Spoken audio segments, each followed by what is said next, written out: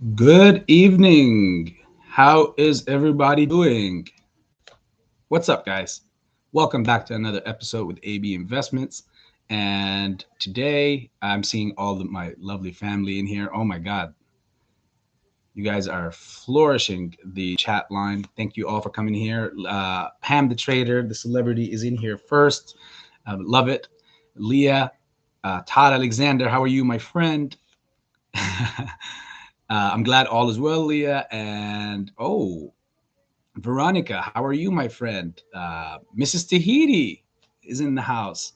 And Mario, Mr. Panulo, is in here as well. Jeffrey, you got an alert for this. But by the way, I just want to tell you, I tried calling you over an hour ago to try to set up the Discord thing, that you were going to help me with to get some people to, in the Discord to go ahead and speak. Um, I'm pretty sure you're busy. I didn't want to constantly, message you or anything, but I left a voicemail. So hopefully after this live chat, maybe we could chat a bit and maybe you could walk me through that, my friend. Uh, Mikey J, the goat is in the house, and that will be you, my friend. Okay, guys. So it's interesting times. I'm pretty sure everybody is pumped. Uh, Veronica could not miss you at work, but have some time now. Amazing. Mr. Peter Jefferson's in here as well. Yo, what's good, everyone? Let me ask, do you think the 10% increase is a sign they're losing control? Yes, my friend. It is definitely, any increase is a sign. Think of it like this. If you have to pay something and the percentage on it increases, if you had a loan or something and the percentage on it increases, who does that bother, you or the person that you're paying? Of course, you. So it's in their best interest to keep matters low and to keep everything down. In fact, that 10% increase should be even much higher, rightfully so. But we take it as it comes, however way. They want to die slowly. Well, clearly that was the case for a year and a half, and we're here now. As I mentioned before in live chats, you guys remember I said, you made me wait this long, just like any other financial entity. It's just business. The longer I wait, the more in return I expect because I could have been doing so much more with my money, flipping it out somewhere else in some other ether. But now that since it's here, and I know that it's a winning bet, and you just want to manipulate me out of that position, and I'm speaking as like to the hedge funds now in this case, or to the stock market's forces toward us. Now that you want to make us wait longer, we're fine. We have enough conviction into our play. We're loyal, and we know what we got to do. Plus, we get long-term tax write-offs. I mean, whew, but I expect to get more. That's the bottom line. And that's how it is and should be for everyone. So, yes, Jeffrey, it was an Ohio number. We have some few things to talk about that are cool pertaining to BBIG and some more things pertaining to AMC as well and the world that we're in, obviously.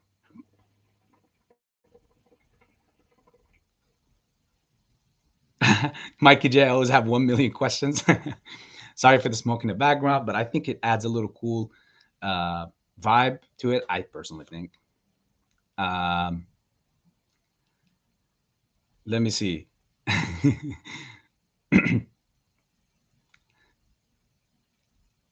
Yes, I was the spam call, Jeffrey from Ohio. I figured that's probably what it was. All right. So I was earlier. I was at the Boss Blunts. I was surprised that that was like they did a live him and Pantheon. It was a killer live today. I only caught up, toward the end of it. I'm not used to Boss, airing out earlier. So I was actually going to go ahead and go on like around power hour, but I saw that there was a great thing going on, and I didn't want to take even one person away from that stream, because it was a plethora of gems that were offered in there. Uh, Mikey, it's okay. You could catch it up later. Well, Jeffrey, you can unmark it as spam now, now that you know it's not a spam anymore.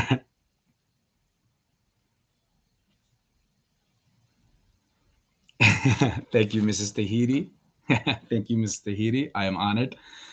Um, we got, like I said, a few cool things to talk about as far as for BBIG. We got a few cool things to talk about with AMC. Um, some crazy things that are happening in the world around everything that we're talking about. Um, we're looking at. I don't know. I may want to wait and see. All right, you got it, Jeffrey. I'm gonna start spamming your number from different apps and calling you and say, hey, until you pick up. um, so apparently, just recently, shareholders from Twitter, the Twitter board, voted out the Silver Lake co-CEO Durbin, um, and they ousted him from the board. Oops, they just shorted my stream. The camera fell. I wonder who. Kenny, I thought you were working out of home, your home office. Stop jumping into chats. So apparently they ousted that guy from the Twitter board. That's a huge, guys, because that Durbin guy is also a long-time Elon Musk backer as well. You know how we're talking about that there is a war. I personally keep thinking that there's a war against, waged against that guy or amongst the elites. There is a war, and it's some wing clipping action that is happening. We'll see who's going to come out on top. I think they're trying to tame the guy. They're okay with him being the richest man in the world and all that stuff, but they're not okay with him, being for the people, speak for the people, and kind of spread his wings too far out. Like, hey, we understand SpaceX, Tesla, and all that stuff, and that satellite. What is that called? The satellite system that he has. Come on, drop it in the chat, guys. I'm looking at the last comment. Come on, help me with this, guys. The name of that satellite system. Come on, where's all my wrinkled brained apes in here? And look at him. AV comes in and, like saying 1,000 hellos, he mentions it. And yes, it is Starlink. Thank you for being on the spot, AV. Welcome in here. And they're okay with him having all that stuff. But now you're talking about having Twitter, buying Twitter and making it private. And now that's a problem because you're going to be collecting more data than even any government, which makes you extremely powerful for just an individual that also is not backed by a government. That's not like backing a government, or is not a government entity. You're just a person. It doesn't matter how rich you are. And just so you guys would know something, these Forbes richest man in the world talk and all that stuff, let me just tell you something on this. This is because that's what's publicly announced and that's what's given out. If you go and check and see what some of these leaders out there in the world possess and how much money they have, it will make the Bezos and the Musks look extremely cute. But that stuff is just not, put out there like on the Forbes, obviously, or any of that stuff. You might see a prince or two just so that they can have some relevance in the conversation. But the amount of wealth that, for example, MSM, for example, that Mohammed bin Salman has access to, it's like, don't be surprised if there's someone with a trillion already. It's just not announced or it's not advertised as such. So yes, they're not okay with one individual coming and they don't even know his agenda. Like, if the guy is trying to be for the people, where is he going with this? Is he becoming more like Iron Man? I mean, Musk is the closest individual to the Iron Man character. Stark. He's like the Stark of our actual world. Like I said, I just hope he really did not do the situation that he's being sued for now, or what that's in the news. The fact that he did what he did. If he did it, yeah, he's a piece of shit, and that's gonna stain his character and his legacy for the longest. So that's huge, guys. Also, we're also receiving incoming news that Top Gun is actually making people are applauding in the theaters after the movie. I have not personally went through and seen the video. I know Pam went yesterday. I know some of you guys went yesterday to see it. And apparently it is drawing more noise than any major dropouts that came out. So this potentially could be this weekend breaker. I mean, it's going to be crazy. I think the numbers are going to come out historically and legendary from as far as the noise that I'm hearing so far. We have so many things that are looking crazy. I mean, today, the suppression on the prices, on the stocks, whether be it AMC, GME, or even BBIG, of course, as well. Those particular three I was looking at, and I seen crazy. I'm pretty sure it was happening with other stocks, but it was happening crazy with those particular three. The price suppression was unrealistic. Yet AMC, GME rose.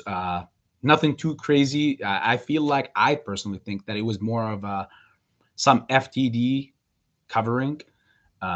And I solely believe that this whole thing is going to kick off when more FTDs obviously are delivered. And at the same time, when we start accounting for the Melvin Capital closing positions, because again, we all know that they're going out of business now for sure, but they have positions that they didn't close out yet.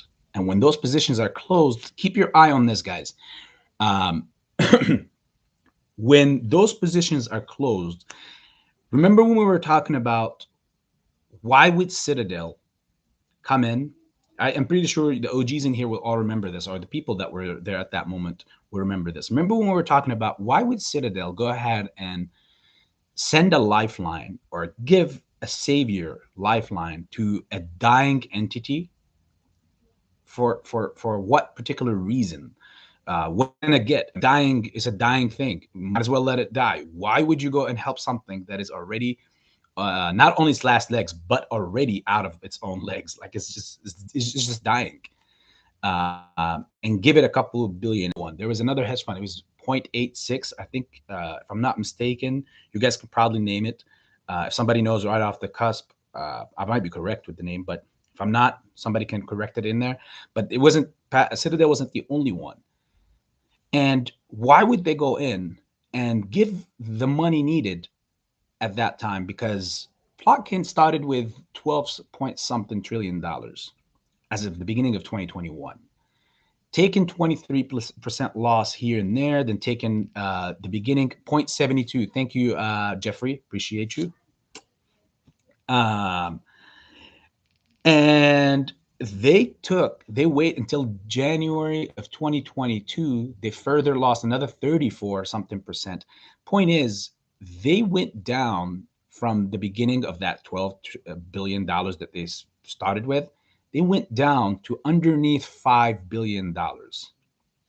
And this is why he was in that first letter that he sent out to his investors, that's Melvin's guy, saying that they're going to restructure everything, open up a new smaller one, but it's going to manage 5 billion, and he's going to charge them less fees and to a certain time or a certain point, and then he will, they will take back the interest fees, and they will put them back to what they used to be before. And obviously, the investors, you know what they told him. They told him, go take that letter and shove it up your, where. Further making him come out and say, that's it, it's done. So why would Citadel and 0.72, why would they come and lend out money, billions of dollars, to an entity or to an individual and a company that they know is done deal. They knew. Now, that was looking at it now towards back then. If you try to decipher it, there's literally only one answer to it. There's only one reason. These hedge funds and these individuals, they have risk analysis teams. They have a lot of things. And the reason why you'd be like, well, why were they short and crazy like this nonstop if they have teams, right? Well, because most of these individuals also feed off different people. So for example, when all these small little hedge funds are going to get caught in between basically they're going to get stepped on in between the feet and the legs and the people moving. Uh, these people were going along the ride, believing these bigger rock star guys like the Kenny G, telling them that don't worry, we'll keep doing this further out, and you're going to make your money and you're going to be good. All the way until, I'm pretty sure of this. This is an opinion of my own, but I'm pretty sure of it. Until the time for, what's the best word to use here? Vanquishment. And then, unfortunately, at that point, and here's why I use the word unfortunately, it's the fund that gets liquidated, like similar to what's happening with Melvin, and the employees lose their jobs. Everybody takes a big stain on their resume, because obviously afterwards, who's going to want to hire anybody from either Citadel or Melvin or whatnot, right? Unless it's back into the same system that they're manipulating all over again. Which would they? Again, $1 million question here is, why would they give money to a dying entity, knowing that it's a dying entity? Why? Because they know. My opinion, I mean, anybody with common sense will come up with one solution. One, it's not because they love each other and they want to do a solid towards each other. None of these people over there do a solid without getting something in return. And in this case, they were just given that money so they can get that same money back. It's not like there was like an unlimited amount of interest on it or whatnot. The reason why they were doing it is because basically, unfortunately, that's the way they see it. Their asses were on the line as soon as this goes down. So as soon as Melvin went down, they knew that that would bring or trigger so many other hedge funds with it. And in the same time, eventually the price surging per person covering to ultimately bring them on the chopping block, which is the big guys like the Citadels and the 0.72s and all that stuff. So they were like, we can postpone this problem simply by paying this. And they got their money back. Remember, this letter didn't come out and they weren't going to do this until they paid. They made sure that Citadel got their final payment back. So now I'm getting people that are asking me a lot about June 3rd, June 3rd, June 3rd, June 3rd, June 3rd, all these things and everything. Guys, remember, as I keep saying to you guys, expect the worst and hope for the best. Thing is, and there is like, yesterday I covered this extensively, and I said that there is a lot of educational reasons to why that's a good date to at least call out, right? I understand no dates, the whole thing of no dates and all that stuff, but that date does have educated guesses to, as in why it's very valid of a date to possibly at least put on your calendar, to be like, you know what, actually this has some traction to it. Now, I'm not saying go read anything off of a Reddit post and say, for example, a Reddit post says, hey, rocket emojis on it and saying to the moon, July or June 1st. And that's it. There's nothing backing it up but that. Obviously, we know what's up with that and whose interest is that and who's possibly posting that. But this has a lot tied up to it. If you watched Boss Blunt's, any of them, doesn't even have to be today, but any of his, lives or his videos, it extensively backs and talks about that, and it breaks it down. And more importantly, instead of seeing someone like me, like where you're just looking at a picture of someone like me talking, and that you get in the think tank or in that place, they show you, like they will show you pictures of the articles and all that stuff. So it's even more extensive and it's amazing, right? Looking at how level 2 data today was so hilarious on particularly those 3 stocks that I'm talking about. I'm glad finally, once and for all, 2 things are happening that I was referring to for the longest. And now they're catching a lot of traction and a lot of people are interested in them. One, repo and reverse repo. That was not coveted as much, and now it is being taught and re-looked at, and actually some people might have heard of it, but they never paid attention to it because they thought it was just irrelevant. Now more and more sources are putting more traction on it. You guys, the OGs in here, know that we're talking about this for months. And in fact, if my channel was started over a year and a half ago, you would know that I would be talking about it even back then.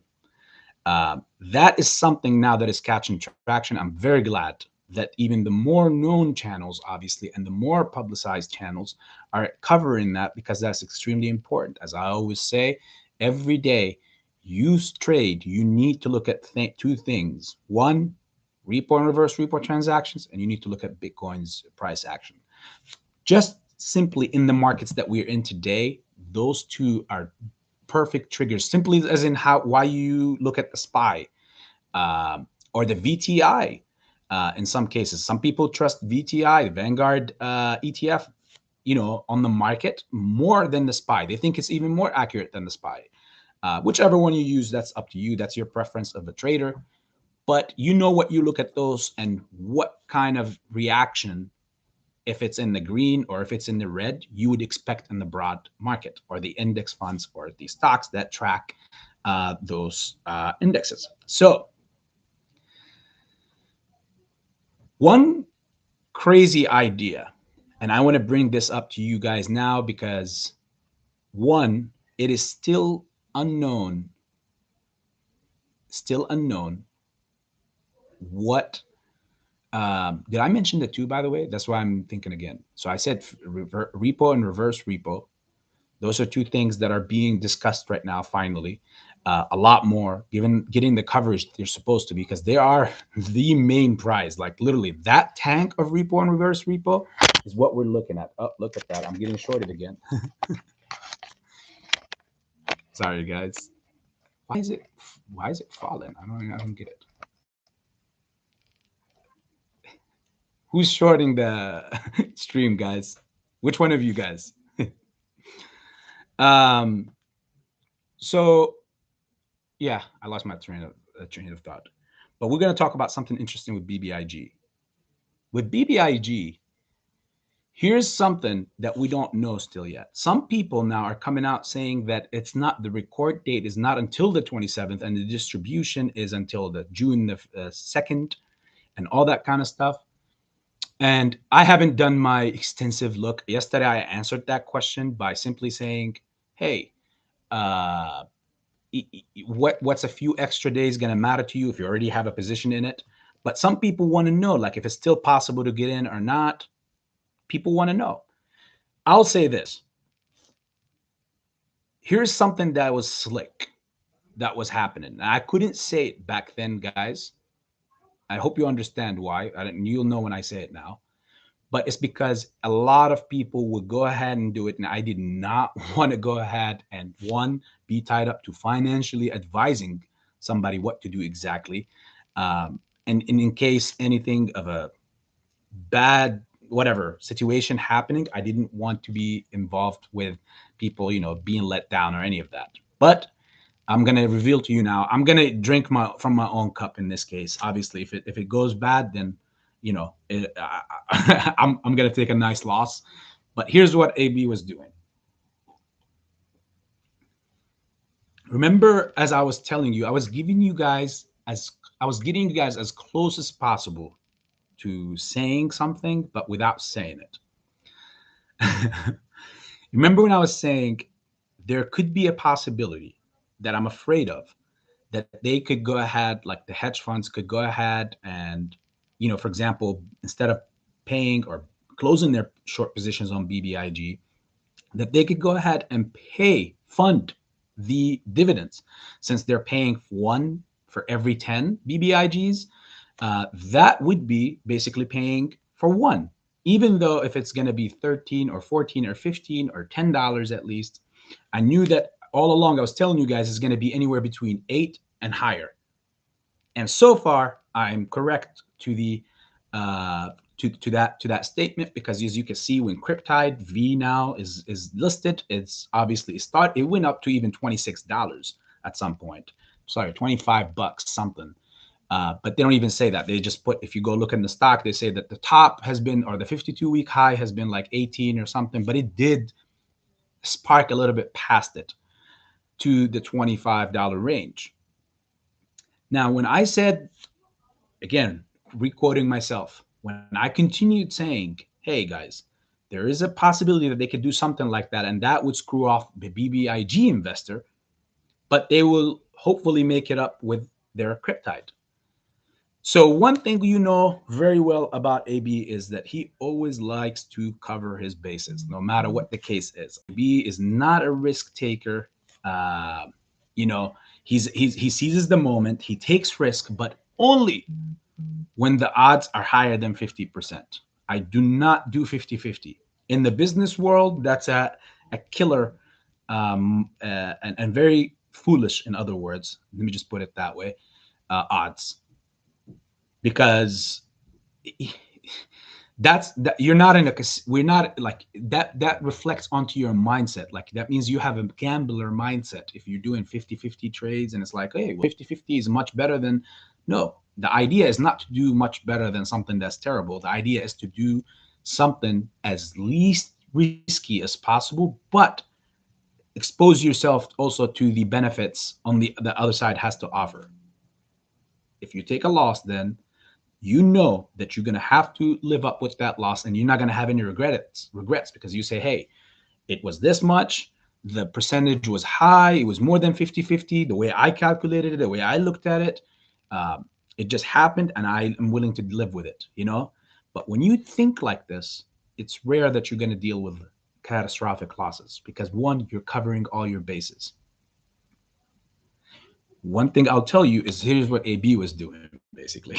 So when I was telling you that stuff, I was also trying to scratch your brain surface. So perhaps if you'd taken that statement seriously, you would have known what you have to go do, or what you should go do to further cover your bases, right? And here's what AB was doing. So in the past few months, every time there was a massive dip on BBIG, and I mean, when I say passive, like crazy massive dip, knowing that this could be a case where they could screw covering their positions on BBIG, but going ahead and buy. I'm not saying they will do this, by the way, guys. I'm just saying, what if they do something like that? In business, I can't have a final answer as let's hope that does not happen.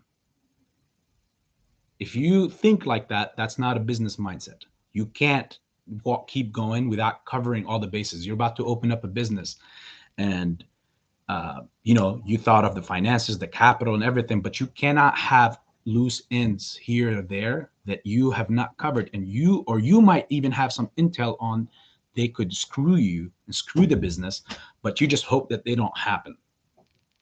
If you don't address those things, you're leading yourself straight to the slaughterhouse. So what AB was doing, let me take a puff on this. And this is a little bit costlier, but it bought me peace of mind at night. So basically what I was doing is I was going ahead and buying whenever there was a crazy dip on BBIG. I was buying option calls on that's already in the money. So the premium is a little bit higher, but the maximum that they were in those times were, because they were going to be due for that week, were going to be, or the week after, they were anywhere between $4, $5, $6, $7, $8, not even, some of them even lower than that. And what I was doing, since they were far into the, like, since they were already in the money, and it was easy because it was very close, we were already under the, especially when we hit under $2. What I was doing is I was getting those and I was exercising like most of them and pay and cashing in most of them at the perfect time, making money. That way I'm accumulating more BBIG shares, and I'm also cashing out some as they make money. And it could have, most, like some of them I even did in the same day, because you know how the IV moves on the option, and that way I can continue making sure that I have all the shares. So now I'm left with balancing that out. I paid a little more out of pocket for a cost of a BBIG, but in the same time, I'm going to have more exposure to more Kryptides. So if they try to squeeze Kryptide and not BBIG, I'm going to be good there. And if they let both squeeze, or let's say they let BBIG squeeze as it should or as anticipated, then I'm going to be great here. And Lord have mercy, I will have so much more taking care of me on the other side as well. Yeah. So hopefully that made some sense, or any sense to you guys that are listening. Again, I hope you understand why I couldn't say it before. It's because I know that people would have went and did it. And if it, obviously, if the formula is not, like, obviously when you exercise an option, you're losing out on the premium of the option that you originally paid for it. And that's why I was saying that I was cashing in some, but in the same time I was exercising the rest, the majority. And I had to pay, or obviously get more money of my own to put in, so that I can make sure that I can buy that transaction. And it was just an amazing thing. And sometimes what you can do is, in some cases, is when you buy out those far long options out way, like, far down the line, and you pay for that premium for that, then you can also control whether you want to exercise then, if the price goes within, if they were out of the money, for example. Let's say those this is why this week is very important for BBIG, and that $3 strike price. That $3 strike price is going to be extremely vital this week. We have, what I can probably calculate, almost around 100,000 shares, or basically almost contracts, that expire around the $3. And if those go in the money by Friday, I'm inclined to believe that the overwhelming majority are going to go ahead and exercise these. Because why would you exercise a $3 call you paid a premium on, when you know that you're going to receive in a few days shares that are worth, for example, a Kryptide that is worth 15, possibly 20, and on the day of the distribution, it could also surge. It showed that it has the possibility of doing so, and they could possibly make it do so. So I am inclined to believe that I think the T+2 as well is tomorrow or the day after, if I'm not mistaken. Somebody can put it in the section if they know, if they're on top of it. But I think it's tomorrow. I'm almost 90% sure that it's tomorrow. So it's T+2 is tomorrow, and those $3 calls go in the money. I'm so inclined to believe that the overwhelming majority of those are gonna go ahead and exercise, because why not pay $3 for a share that, that you basically, out of every 10, you get one free Kryptide as well with. And leave some for the road, so that you can see, especially if you're going long.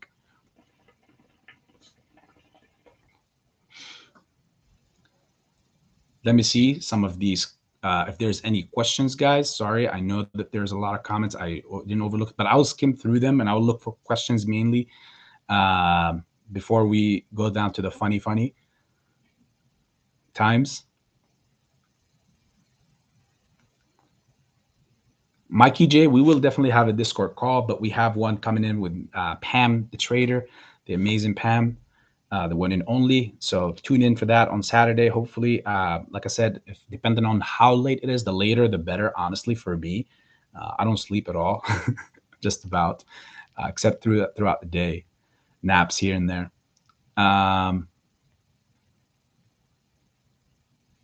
Let's see.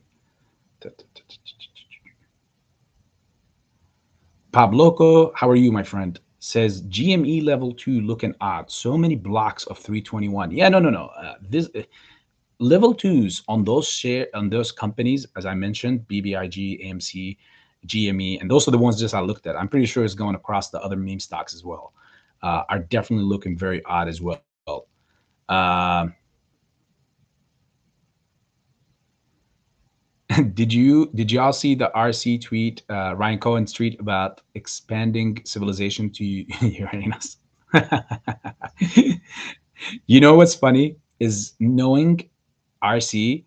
I think he's referring to a lot of people are about to get Uranus, and it's not us. I can tell you that.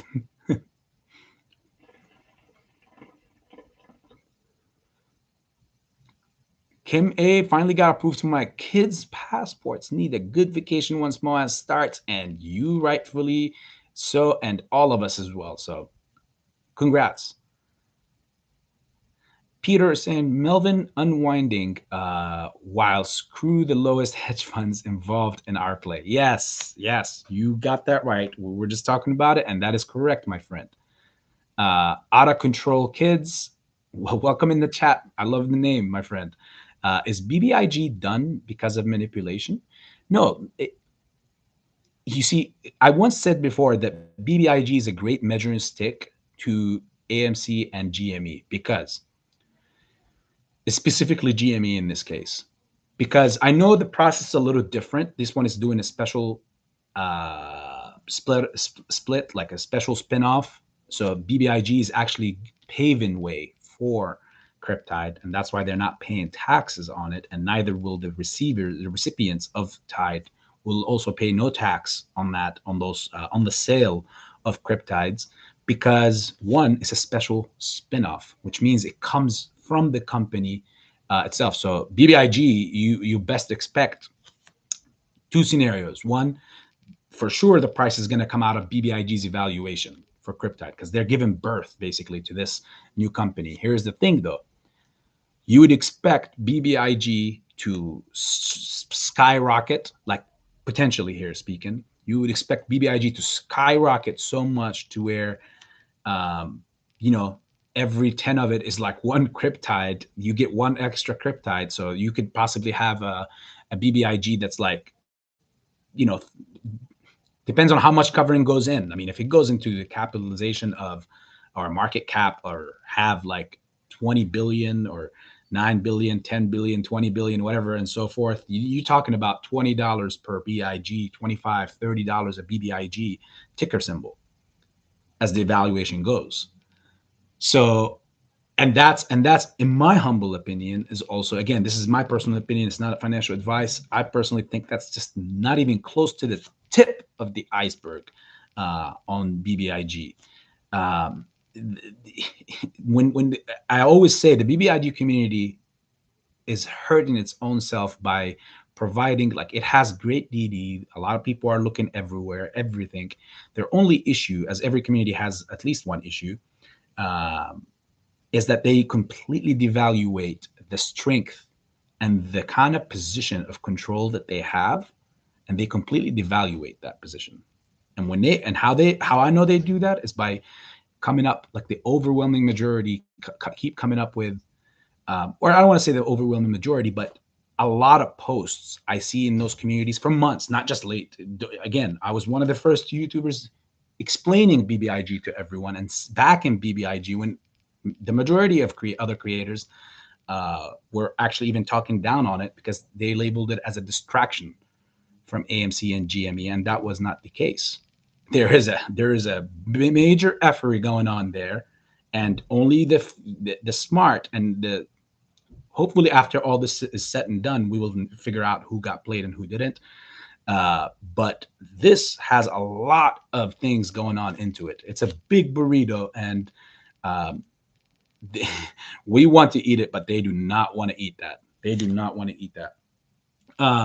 And they completely devaluate the stock by saying $12, $10, win $20, stuff like that. I mean, I understand you got to be safe, but if the other side is wielding a sword, they're not going to hesitate to take your heads off with it.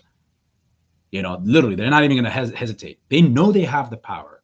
In this case, the investors know that they have the power. The only thing the other side has is not power, it's manipulation. And those are two different things. Manipulation can go so far, only so far, and eventually the catastrophic end to it is even far worse than whatever it was trying to manipulate. Hopefully that made sense, that statement. Control, ladies and gentlemen, is completely different. When you know you are in power and you are in control, then it's only a matter of time. You already won the battle. You won the war. It's only a matter of time before you collect your riches.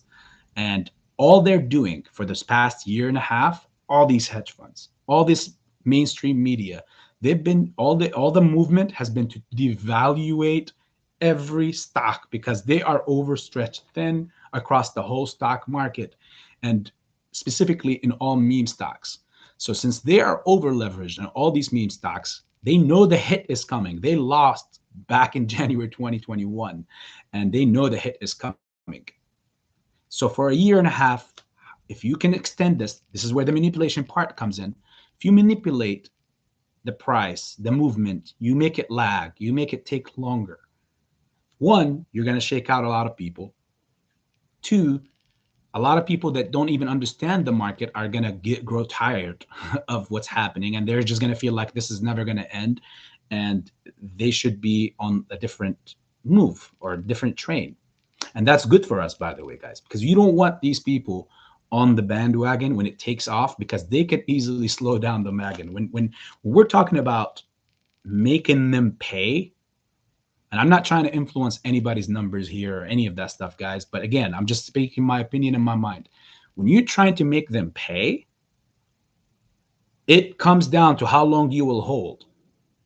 That's the terminology of make them pay. That's what it's equivalent to. Wow, what all these other people now are out there, or some creators are out there saying, oh, people want you to hold so that they can sell and get their numbers, and then you get left holding the bag. There's some truth to that talk if you are insane. Hopefully that statement makes any sense. No one is telling anyone. I personally will not tell anyone to hold past a certain figure or whatnot. I'm just giving you the common sense here behind this. The common sense is, if everybody decides to sell, for example, just hypothetically speaking, AMC at $30 when it surges up to $30, would you consider that? I would like to see that in the comment section. Would you consider that made them pay? In fact, they'll walk away with a lot of profits. I know that, because majority of the overwhelming people, they might have averaged down to this 30s zone, but majority of the people on this train have purchased in the 40s, 50s, and even 60s when this whole movement really got validated, specifically for AMC back in June of 2021. Excuse me, coffee sip. So for seeing anyone coming out and say like these prices, this and that, the move all along for this past year and a half, the war's already lost, the battle's already won, every aspect you think of it. This is just cold warfare, which is in mainstream media. Take it a year and a half later, perhaps a little bit more. Take it down, shake out paper hands, shake out as many people. You can't have this boat or this ship land on the docket with all what's on it. It's too catastrophic. Whether they were successful or not, that's not for me to comment on, but I know that they didn't shake me off. I'll speak for myself. You speak for you, I speak for me. You didn't shake me off. And now, since the cost of delay has gotten higher, their number one job at the time was to Again, remember what was the number one thing I keep talking about? They want you to buy. They want your money so that they can go ahead and take it and invest and delay as they're delaying the process, they're taking your money and they're going ahead and making money off of it on different things. You seen today there was 2 plays in the background that were over 100% pumped, and they're going to be tumped, and that's what they do. But in the return, what they get also is a year and a half later, what they don't want. What are they most afraid of? I always say this. They are afraid of the hold mindset. Because if retailers and us get what we want the way we want it, and with the numbers that we're drawing for, then it's only more dangerous for them for later. They already knew they lost this battle. They're fighting tomorrow's or tomorrow's war, the future's wars that are coming, because that's enough conviction for each single one of you people, and even the people watching on the sidelines that are not involved in the market. All these people, that's enough conviction for them that, hey, guess what? If everything is failing, all I got to do, even somebody who don't even understand the fundamentals of the market, all they got to do, they'll just keep this in the back of their head saying, it's fine. All I got to do is just hold. And by doing so, that automatically kills that shorting model for good. Because now, after this takes off, and let's say we defeat them, just let's go hypothetical world here. We're going to go inside the matrix real quick and only choose parts that we want to calculate or talk about, and then go over to different topics. So there's 2 ifs here. If we get out early and we don't, let's say their job worked, their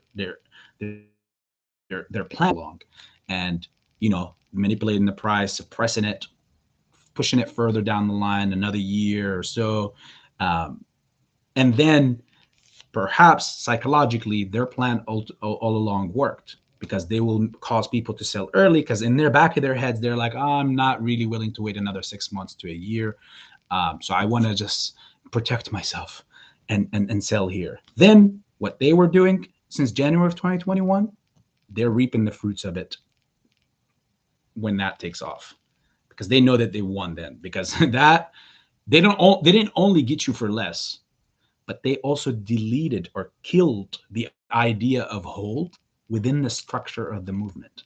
That's the most important thing, as I constantly keep telling you guys and anyone, that the hold, there's 2 things that they like, and one they like and one they don't like. One is the buy and hold, right? They support 100%, they fully support your buy position. They want your money, so come participate. But they want nothing to do with this whole hold thing. The reason why they teach you, and the Warren Buffetts and the Cubans and all these other SOBs try to tell you basically, hey, invest and buy stock and invest only in blue chip stock, buy the Teslas, buy the Amazons, even if you buy them in fractions, buy them and hold them until you retire for the next 15 to 20 years, and then you will be financially secured. You're not going to be like one of us, of course, with that with that formula, because clearly none of them did that to become where the billionaires that they are today, right? They had to do other stuff. So it's so odd that they're telling you to do something they don't do, or they didn't do, and they're trying to get you to do it so that you can have financial freedom. So why would they get people all along on the movement of buy blue chip stock, buy and hold? But when it comes to the meme stocks, no, don't buy and hold. Buy and sell. Don't hold. Why is it the opposite? Isn't that what's supposed to be a smart investor, is buying and holding, as you have been teaching people? Oh, wait a second. Is it about what stock that you buy and hold? So it's not all across the market. It's not a mindset.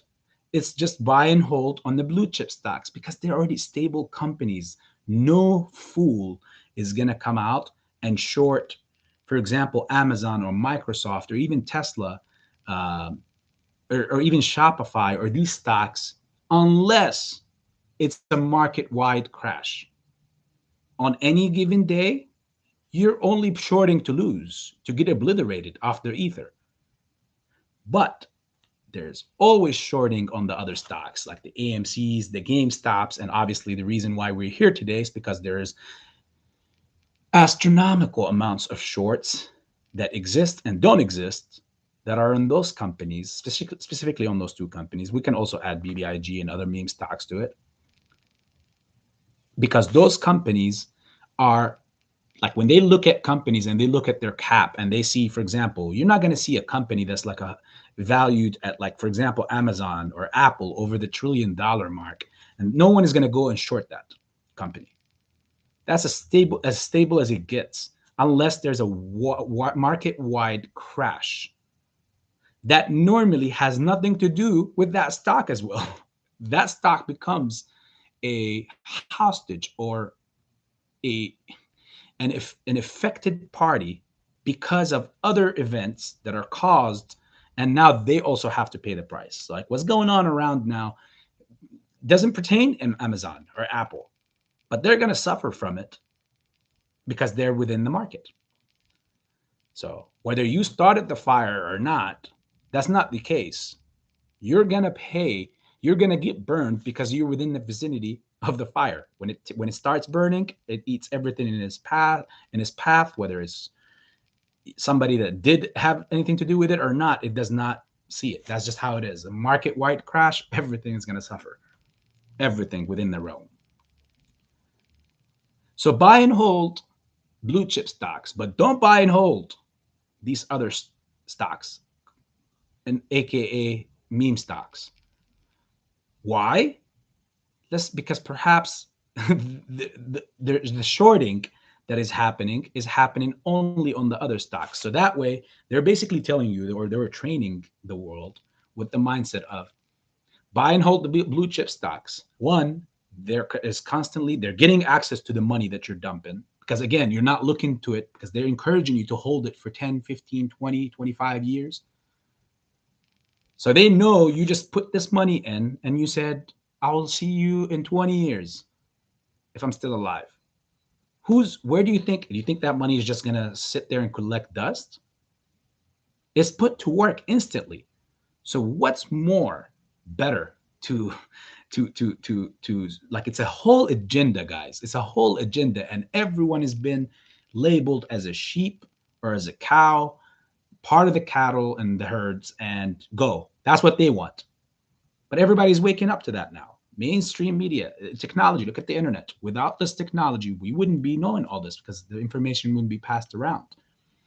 So they want you to invest, put your money to sleep, freeze it, while they go ahead and flip it for 20 years. And then afterwards, when it comes back to you, they will, of course, always throw these great numbers at you by saying, oh, Apple brings you back an average of 12 or 8%, or 5%, 5 years or 20 years. 25 times 5%, given that there's no market anything in the process. Because again, once every 10 to 12 years, 10 to 15 years, there's always a market crash, which means your theory on 20 to 25 years of holding that blue chip stock is faulty. But we're going to take the best case scenario here. They know that they're setting you up for slaughter, but we're going to take the best case scenario here. And if you do it and you got like the next 25 years and you hold Apple and you get a return of 5% average year over year, no crashes, that's marking that no crashes happen in between for that 25 years, your total return is going to be 125% on whatever you invested. So if you invested 10,000, after 25 years, you're a happy owner of $25,000. No, not even. Not even 25. You're talking about 22.5%, 22,000 and a half. And that's what you're going to be happy with. And to you, it's like, okay, look, I grew that. But is that for 25 years? Do you know how much more you could have made? You could have made all that. They can make all that in less than an hour. You can make that possibly in a day, just one day off of a good trade. So is the formula a great payout for them? Like, it's okay for you. They want you to stay away from the scene. Give it to us. We're the experts. That's why they even make it sound more complicated. Give it to us. They, off of you making 125%, given that everything goes perfect in 25 years, you're just making a mere 125% off of whatever you invested. Even if you invested $1 million, you're going to get back 2.25 million. And I know that sounds like a big number, but after 25 years, if you have $1 million right now, you know how much more you can make that in 25 years. If you know what you're doing, even if you just bought houses with that $1 million, do you know in 25 years how much that million will turn into? Clearly going to be way more than 2.2 million. Way more than that. It's not just going to be 100% or 125%. And when you think of that, clearly this was a movement against all of you, all of us from the get-go. Every individual that said or encouraged you to go, oh yeah, go blue chip stocks, blah, blah, blah. They're just sending you straight to go ahead and collect a few percentage, and they'll tell you at the end, it's better than what the banks give. The bank gives you a 0.1 or 0.2% yearly. And that's what it is. How much money are they making in return? Astronomical off of your money. So they want you to buy, but they do not want you to hold. That's something that we added. They wanted you to hold in the blue chip stocks. Yeah, you could do that there. But don't do that with these stocks, because those are the stocks where we go ahead on a short, like kind of like a hunter's mindset, where they go hunting. I don't know how you feel about that topic or whatnot. I personally think it's a little disgusting. Again, that's everybody has their own, thoughts on things. I'm not going to judge anyone who does it for whatever, but I think it's disgusting that, you take the life of something else just for pure sport. Yeah. So that's what these guys are taking it as. They're coming nonchalant to these companies like AMC, GME, BBIG, any Wish, BlackBerry, and they're like, these are the companies that we're going to short, because most of the index funds and the ETFs are not in it. So we're not even shooting our other criminal partners in the foot, because they're all in a different realm. They're all in the blue chip stock. So we're not shorting them. They're going to get their returns. We're shorting this. And whoever is in this is going to get obliterated. We're going against those people. But now, since we're the overwhelming majority, and our money is unparalleled and unmatched, put together, of course, now they're in trouble. We use the same dynamics they've been teaching us to do, but we are changing where we apply those dynamics. They have always been telling you buy and hold, but buy in Apple, buy in blue chip stocks. We took that model because it is a smart model, but we took it and we applied it somewhere else. We took that knowledge and we applied it where we see fit for our best interest, not theirs. And that obviously is going to automatically go and coincide and go against their interests, as clearly as you can see. They're over leveraged and shorting on these companies. And now somebody has to give. And the government is caught in between, in the middle. What does it do?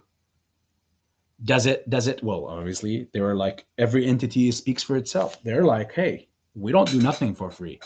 So here's what we can do.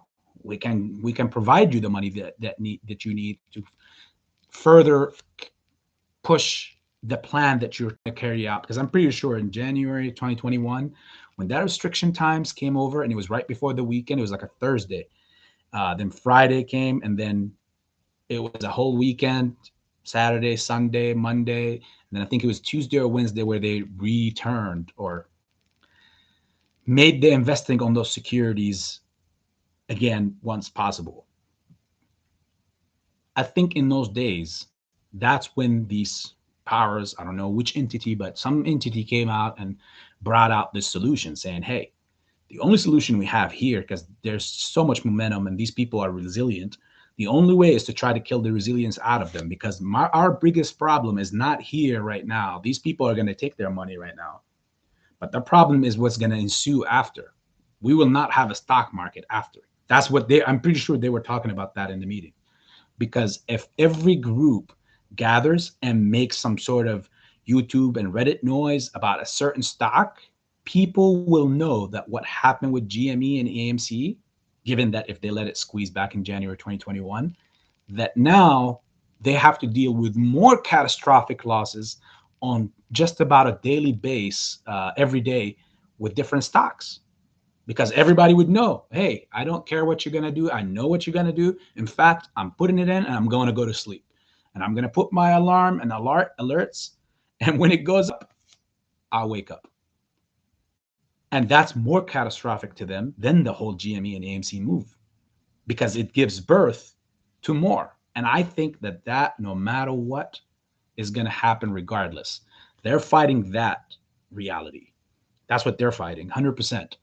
I personally think, to the best of my knowledge, that's exactly what they've been fighting all along, because they do not want that ship to land or to dock and have one, gazillions of people on it, to shake off some of this so that the blow is not too crazy to take, and hopefully we can rattle their conviction in these crazy high numbers.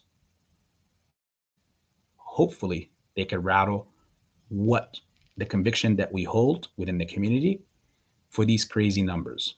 I'm not one to come out here and say 100,000 a share, 50,000 a share, 25,000 a share, whatnot.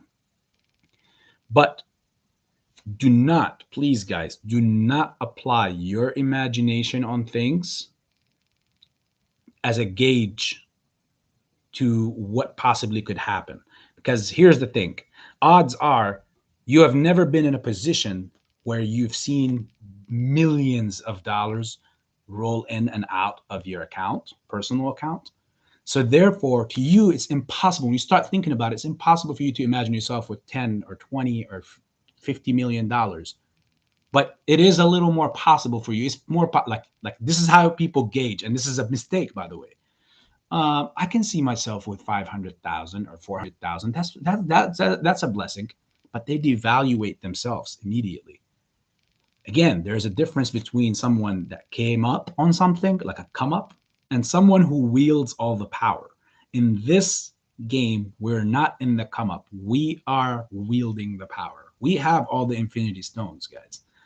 The only stone that we don't have yet is the stone that they got, which is, it's basically the time manipulation stone. That's what we'll call it. We'll call it time manipulation stone. But as far as everything else, we hold, we have it. Remember, in the beginning of this movement, nobody's issue was, the reason why GameStop was even allowed to run, not short cover, allowed to run, gamma run to the upper 400s, and no shorts were covered. That's one insane that you have to, and I mention it a lot, I know that, but it's good to keep remembering that. I have to keep reminding people that, because amongst all the haystack of informations that we get, sometimes you overlook the most pure and simple ones that are the most crucial at times. You know, when you look at that and you see that back then, the reason why it even ran up to the upper 400s and no shorts were covered is because they knew at that time it was impossible. People were really people were hands down all in, every single holder talking about, if I'm not getting 50,000 or 100,000 a share, I am not letting go of this share. Things like that, like crazy numbers like that. And that's why no shorts were covered, because if a single one covered at that time, then it was the show was going to begin. And if the show begun at that time, everybody had their convictions and nobody was even talking about anything in the 3 digits, not even close. I mean, you were labeled a shill back then if you talked about $1,000 or $2,000 a share, believe it or not. Literally, like at that time, guys, I've been around even longer than that time in the stock market, but around that time, That's what people were talking about. You were labeled a shill if you were talking numbers that were like in the 3 digits or the lower 4-digit bracket. And I'm not trying to entice anyone here to obviously whether do the same or the opposite or whatnot. I'm just giving you the facts that happened in the time zone that it happened in. Now we have the opposite issue, which with everything that I'm saying, if you could see the lines or connect the lines here, the dots, you can see what I'm talking about. Or log. Back then, we didn't have a price issue. We had an issue, obviously, of the manipulation. Now we have the same issues, but we added a new one to it. Everybody is so different on prices.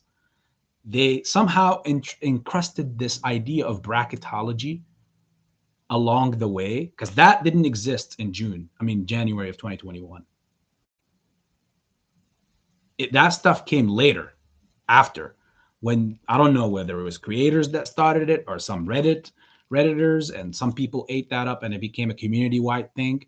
But bracketology talk is still, until now, I personally think is the stupidest thing in the world, because it has zero fundamentals. Zero fundamentals. You're speaking zero fundamentals. How can you price something at such price before even without seeing the sentiment of the whole the rest of the market? If everybody chose to sell less than whatever bracket that you're deciding on, you're never going to see that bracket, and you're going to go down with it.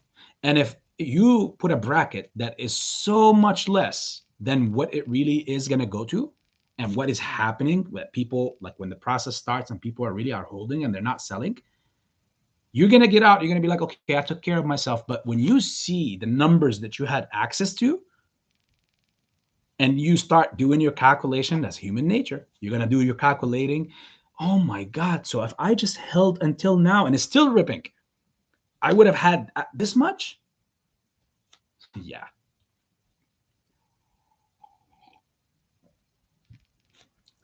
Okay. That was a cool rant. Let's look down. See if there's any questions, people. Tater Tot, welcome to the chat, my friend. Green is good. Always. Mr. Nickel, how are you doing, my friend? I'm seeing your name in here pop up. I'm seeing the rocket launch. Oh my God, you overwhelm me with your niceness, Pam. Thank you so much. She said I hit the like button for awesome AB. Well, you guys are all the awesomeists. I know that's not a term, but I like to say it. Mikey J, red is my favorite color. I want to see red all over the market. Yeah, very optimistic, huh? Believe it or not, red is also actually my favorite color as well.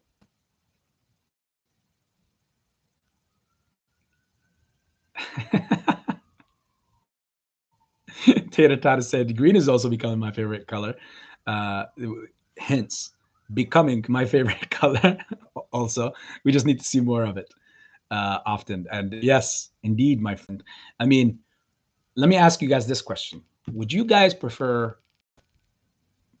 some red and then some green to balance it out, and like some red but a lot more green, or to encounter a lot of red and have one gigantic green that just blows you out of the galaxy?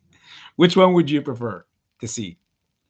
The first case where you get a lot of red, but you also get even more, like, or let's say have it your way this way: have some red but have a lot more green here and there, more often but scattered around the year, or to have a lot of red, just keep getting a lot of red, and then just out of nowhere you get one gigantic green, aka short squeeze, that could obliterate all the green, and the Green Lantern himself out of the world.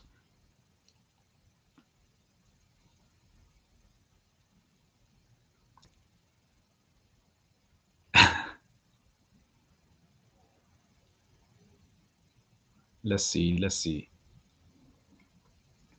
No shorted AB stream, please, Kenny. LOL. Thanks, Pam. I'm pretty sure he listened to it. See, it was nice. And here's Pam talking about Top Gun. So Top Gun was awesome. I'm going to see it again with a few apes on Friday night. Like you guys, you're in California. Go see Top Gun. You will love it. I promise. I did my movie review on my YouTube, and I'm gonna go watch it myself. Guys, go watch Pam's channel as well. She does a lot of movie reviews besides being a realtor as well. So I'm pretty sure you're gonna have some fun there. Uh, Check it out later, just for fun. I love it. PJ Pulido. Hopefully, I pronounced it right. Hopefully. Did BBIG really delay the Kryptide spinoff? See, here's the thing.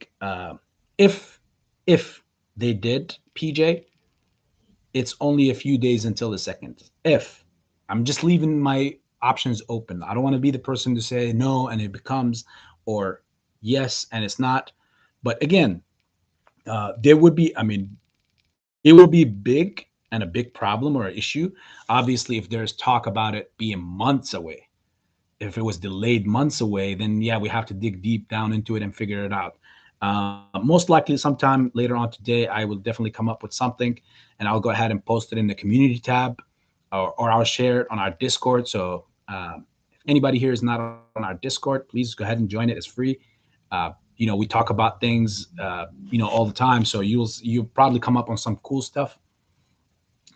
So if we don't have the Discord link in here, maybe kindly, pretty please, to any of the mods, if you're in here, to share the Discord link in the comment section.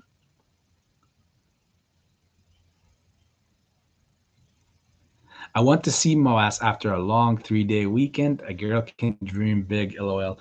You know what? May I join you on that dream too, Pam? Um, could you imagine, like, literally after something like that? Can you imagine just the moment? Like, I'm pretty sure you guys all could think of hoping, and there's a lot of anxiety about, of course, for over a year, about when this thing is going to happen, if it even ever will happen. Um, Take a moment for yourself and go and actually, like, here's an advice I can give. Go out right now. The weather is for the most part good throughout most of the states, and unless you're in Alaska, but even there it's gorgeous, right? But go out in nature somewhere. And I did this, so that's why I know it's going to be special. It's going to work. Go out into the nature. Literally, don't take your phone with you. None of that stuff. Just sit somewhere where you peacefully are with yourself, like you and nature, and just you and the nature. And try to harness that energy that's flowing around you, all the energy from everything that's flowing around. You're going to get to a point at some point when you start thinking about the single biggest thing in your life besides your family, right? And your faith. You're going to start thinking about the squeeze. You're going to start thinking about AMC. But in that energy that you're in, you're not in a stressful field, or when you're in your house, when you're sitting on the couch and you're thinking, what if, and you start calculating and you start calculating. I know we all do this, right? But if you are out there, no phones allowed, none of that stuff, just it could be even you in your backyard, but as long as it's in the nature, and harness that energy. And when you in the right mind and the spirit, when everything is entwined, you and the energy and the field around you, think of that topic, then I guarantee you're going to have something that's like written in a fairy tale. Uh, you're not going to go anywhere special, obviously, but you're gonna feel something you've never felt before, especially towards this play, because anything that's revolved around this play has been nothing but struggle, patience, anxiety, and all of the above. Um, if you think of it from that perspective and you go out there, like I'm saying, and you do think like that, you're going to start thinking of the craziest things ever, like a clear vision onto exactly what if you do get the kind of money you're aiming for, what you're really going to do with it. Some things you might have not viewed or looked at. You're going to walk back into your home and you're going to look at everything like you were looking at the whole world or your whole life and everyone from upstairs. It's a weird feeling. I can't describe it very well, but you would know that feeling once you go ahead and do it. You owe it to yourself, and that's called spirit healing besides having to do yoga.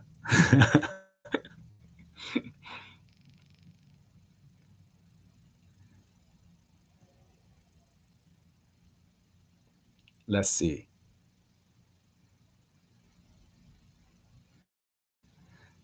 Uh-huh. It skipped.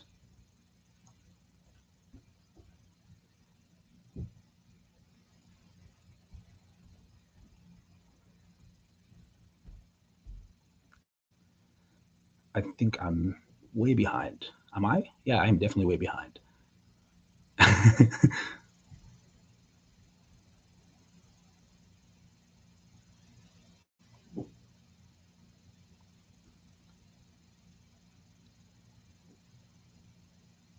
Yeah, I'm way behind. Sorry. Nothing new, guys, here. Okay, I caught up.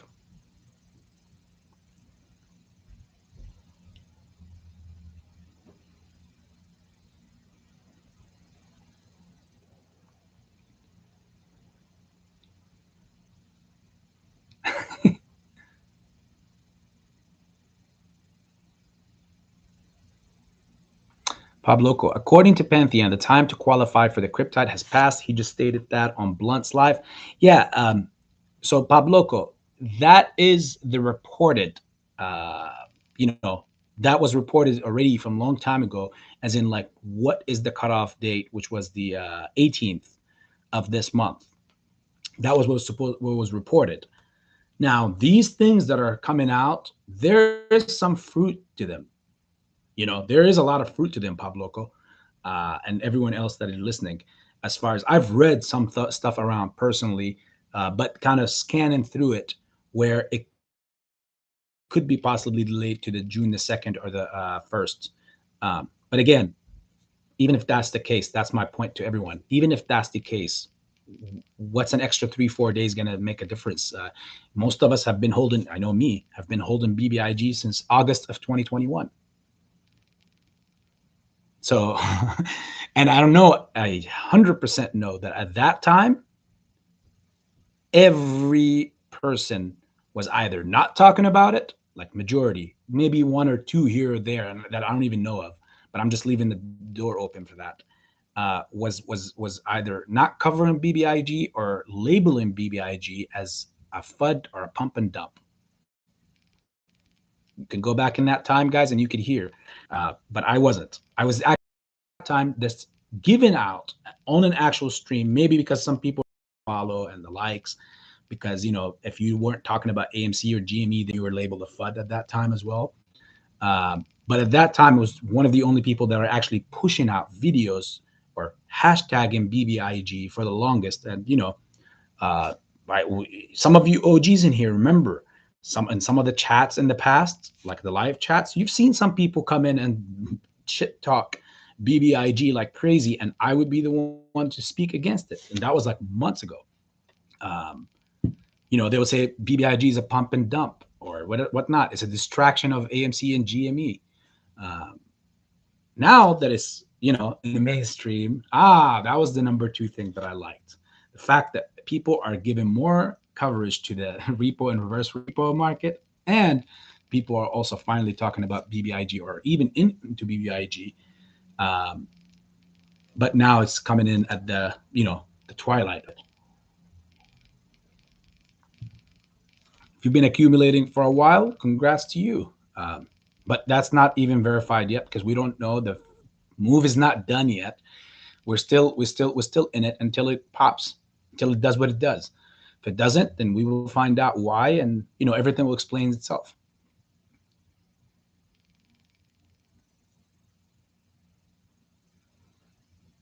And Pam's saying yes, Discord Saturday night after the Macedonian ends his live stream. If Moas doesn't go on, if Mass doesn't go on, we will start at 9 p.m., which is, if I add 3 hours to it away from California, it's 12.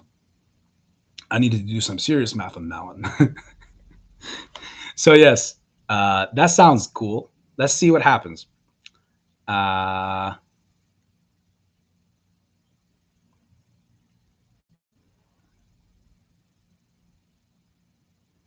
Radwan says, Casey Shaw said that if you don't have access to pre and post market, you will be seriously disadvantaged during the MOAS. Is this the case, as many apes don't have access to pre and post market? Radwan, I think it's also you that I remember that I covered this with, what was it, like before Ramadan, like a month and a half ago or something.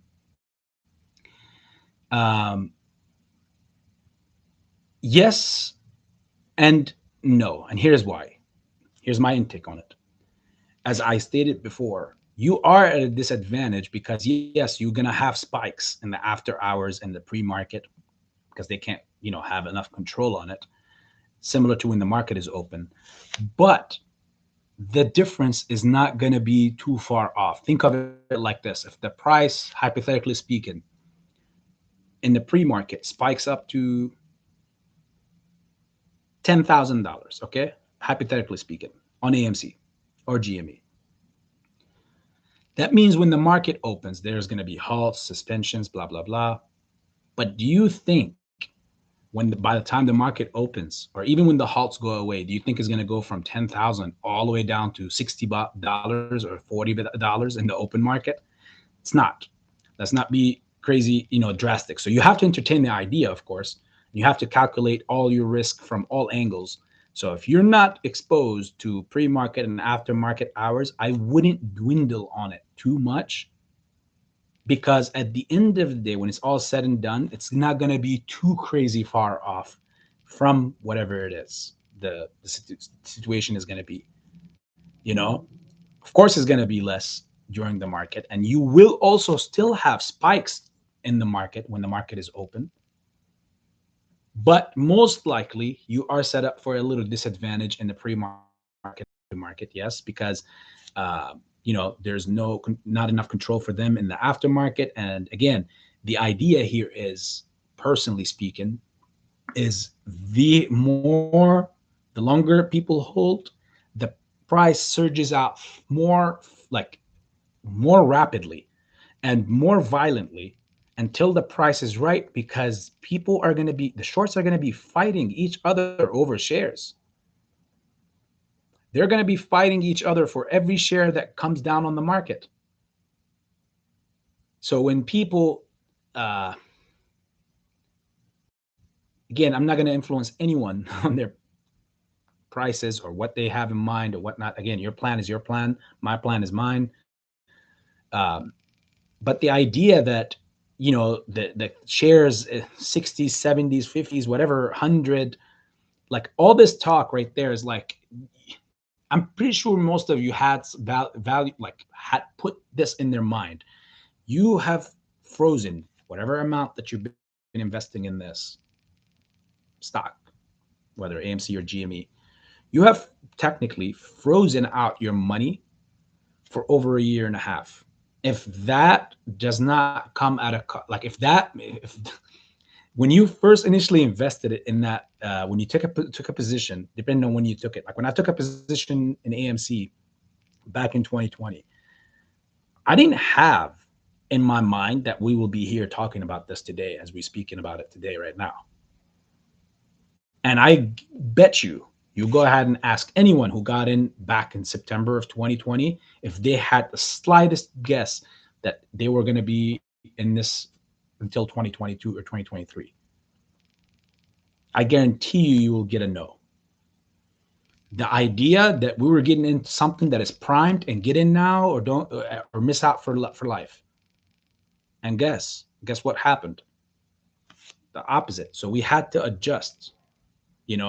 Instead of selling, we had to adjust. We had to come up with new means. I came up with a goal, which is accumulate as much until this thing drags as far long as this thing drags out to.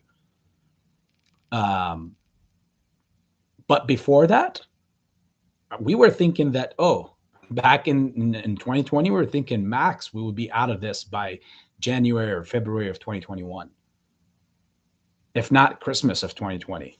And it would have happened. But a lot of people saw, and a lot of other entities that were on the other side noticed that obviously they will get burned, not only burned, vaporized. And on top of that, the the worst is yet to come, because they would know that we were able to do it. We did it. There's the proof. We got crazy numbers for each share, all that stuff. Now, everybody that was watching outside, or the people that were in that journey, will say, all we got to do is do it again. It was simple. We just bought and hold. And we noticed where they were over leveraged, or where they were shorting, where the short interest data is. And we went in the masses, and it became a famous movement. People bought into those positions just off of posts and creators and all that stuff. And next thing you know, now they have a big monster on their hand. And if that mindset was like, if we were allowed our money back then, right now we wouldn't be in the market as we know it today, as it is. Like, we would all the losses will never stop. Put it this way: if they don't kill the hold mindset psychologically in people, their losses will never stop. Because all people will do is, they know this worked, I'm going to do it, and I'm going to do it again. I know people like that, that works around the schedule like that. Like, that's how their lives are. They literally do the same thing almost over and over. To me, I can't bear it, but to them, that's their life. I have a friend, he literally his whole life is the same schedule over and over again. It's interesting. It's marvelous to look at someone, and like, as close to a robot as possible, as a human can ever get. Um, the guy wakes up at 5:30 in the morning every day. He's definitely asleep by 9 o'clock p.m. every day. Doesn't matter, weekend or weekday, every day. I envy him to a certain extent.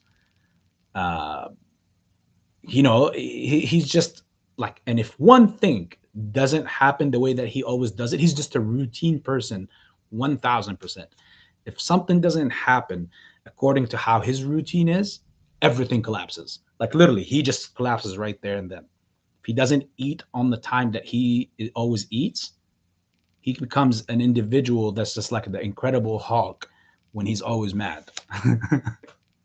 Hey, there are people like that out there.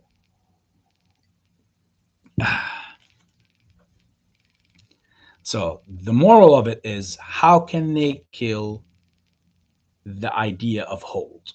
Because that's their true enemy. It's not you and me. We're looked at as people that give them money, like that puts liquidity into their pockets so they can go ahead and hedge with and play with.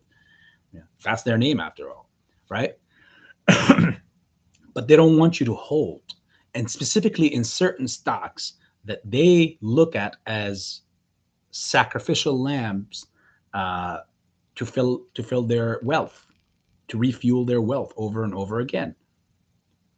As I said before, don't be surprised, guys, when the dust settles off of this, that true figures that we didn't know about start coming to light, as in they were the dictating factors in the background, moving the strings around, without us knowing them by identity. But they will come out. Like, don't be surprised if suddenly you hear, when this thing breaks loose and it's all over with, suddenly you hear something like, Bezos lost half of his fortune. Some crazy celebrities, not one, many. I think many are gonna come out, and you heard it here first. You'll see. I've been saying this for months, and I'm gonna continue to say it. You're gonna hear so many people, because these hedge funds are hedging with other people's money. Majority of them are celebrities and other wealthy individuals. What are the odds that they approached a Bezos or someone like that back in 2020, telling them that, look, we have the opportunity of your lifetime? And Bezos, hypothetically speaking here, probably went by, what do you mean? I already have Amazon. What more? And at that time, he was the richest man in the world. They probably came off and said, and this is allegedly, I personally think this is probably how it went down. They said, now the market is shut. It's going to go for a shutdown, because somebody always knows ahead of all the retail and everyone else, the general public. This is about to be a shutdown. So when there's a shutdown, there are certain businesses that entirely their whole model, business model, depends on walk-in traffic. It's retail. Similar to my restaurant, similar to the cafe that I have, similar to your car dealership, even. It needs foot traffic to roll in order for it and doors to be open in order for it to make money. Now, when those doors close and everything is on a shutdown for months, those businesses become automatically the weakest link, and we have an ultimate opportunity to, and no one understands what shorting at that time. Obviously understood what shorting was and whatever. No retail was in the mix. And again, you got to give credit to Robinhood and Webull back then, because without them, we wouldn't be in the position that we're in today. Majority of the people, retail class, that got into this movement got in because they had free Robinhood or Webull accounts. Now, of course, after that, they diversed away from them. They went somewhere else. Again, if they feel like they needed to, they did against payment for order flow, whatnot. But you can't deny the fact that majority of the people holding these stocks started there at some point. Majority. And take it from me, because I was there back then. If you weren't, I was. Um, and the crazy part is when these things at that time, were like, if I was a Bezos and they came to me with that proposition, I said, yeah, this could be like billions and billions and probably like hundreds of billions of dollars that I personally can make off of this, because one, no one is against it. These businesses are already in debt, and their number one source of income just got closed, which is income and traffic, foot traffic. This is a perfect short. Yeah, Ken, KG, I'll go ahead and give you that $2 billion.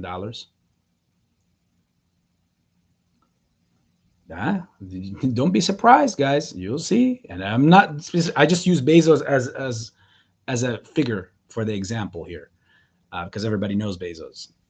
But don't be surprised if you start seeing celebrities left and right. Somebody who doesn't have anything to do with any of this. Like, it could be a Jennifer Aniston. But as much as I love Jennifer Aniston, she's a class act. But hypothetically speaking, it could come out Jennifer lost all her wealth and such by doing such and such because she got caught on the opposite end of such and such. Don't be surprised. You'll see it happen. Brenda, Queen of Swords, how are you, my friend? Am I a lucky one, or am I really a lucky one? 2 days in a row where I see the celebrity and the star Brenda and Pam, the trade, and obviously all of you guys. I always give out all this hype and everything for each single individual one of you guys, because you guys all mean the most to me. Hey, AB and Ape Nation, and how are you? Hey, back to you as well. Brenda, hopefully you're having a great evening.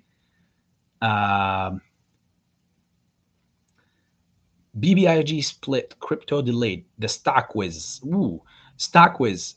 Could you please? I don't think you are in our Discord, and I don't think you can share links here. Stock whiz, would you be able to, share a link to where you've seen that information at, like that 100% proves that it is until June 2nd or 1st, as delayed to June 2nd? And that would be awesome, please. If you can put a comment in the section that you can, then I can, give you a moderator for a few moments just to share that info, and, no harm, no done after.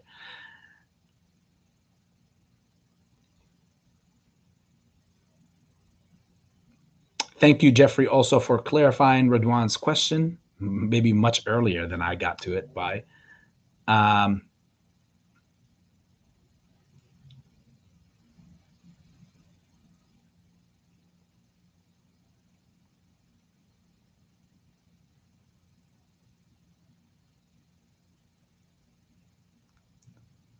Out of control kids. I just gotta love that, Dave. Thank you for your view. You're the best. Oh, well, I didn't see that one coming. Appreciate it. Again, I don't do very well with compliments. You definitely got me to be now shy and thinking of my words over and stutter, but appreciate you. You know, it means the world to me to hear this kind of stuff from any of you guys. So appreciate you. Out of control.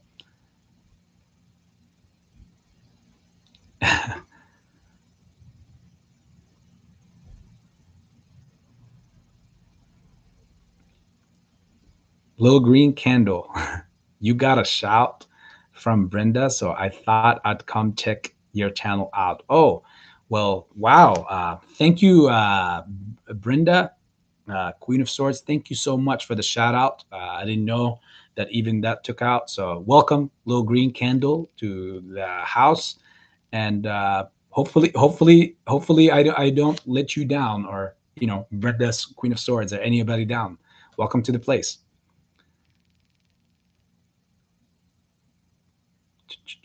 Good to see you, Brenda. Yes. So you saying the squeeze going to be delayed by BBIG delay, the stock whiz? As far as, okay, you mean the squeeze of AMC or the squeeze of BBIG itself? The squeeze of BBIG itself is all within that, that realm, whether it's the 27th or the June 2nd, or even possibly, I personally think if obviously there's going to be a squeeze, they're not going to wait until they get margined and forced to obviously have to close it. So something is going to have to give before those dates. So if it is really the 27th, I personally think somewhere around 1 or 2 days prior, that's when it will take off.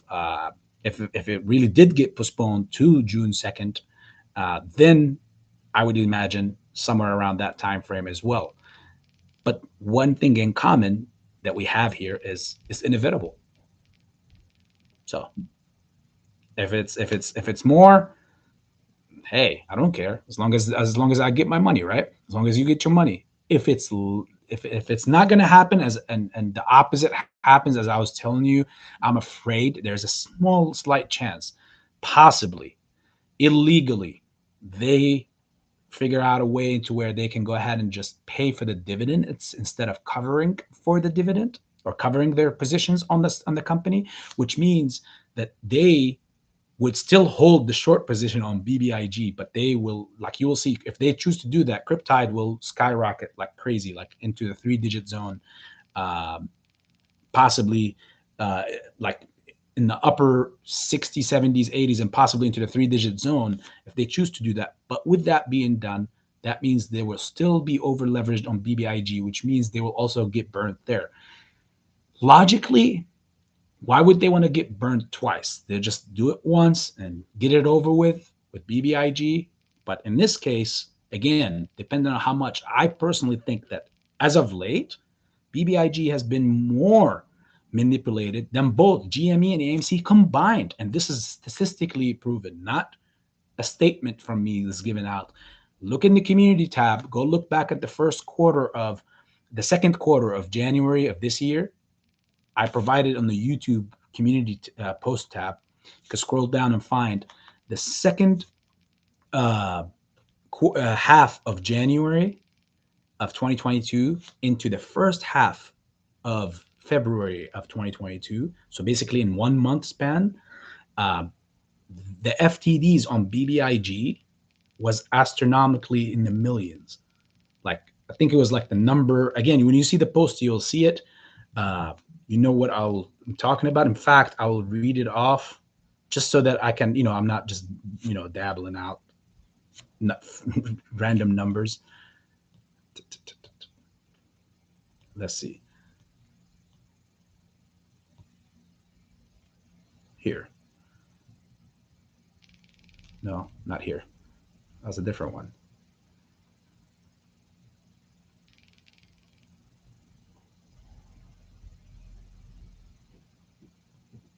Wow. Time really flies, guys.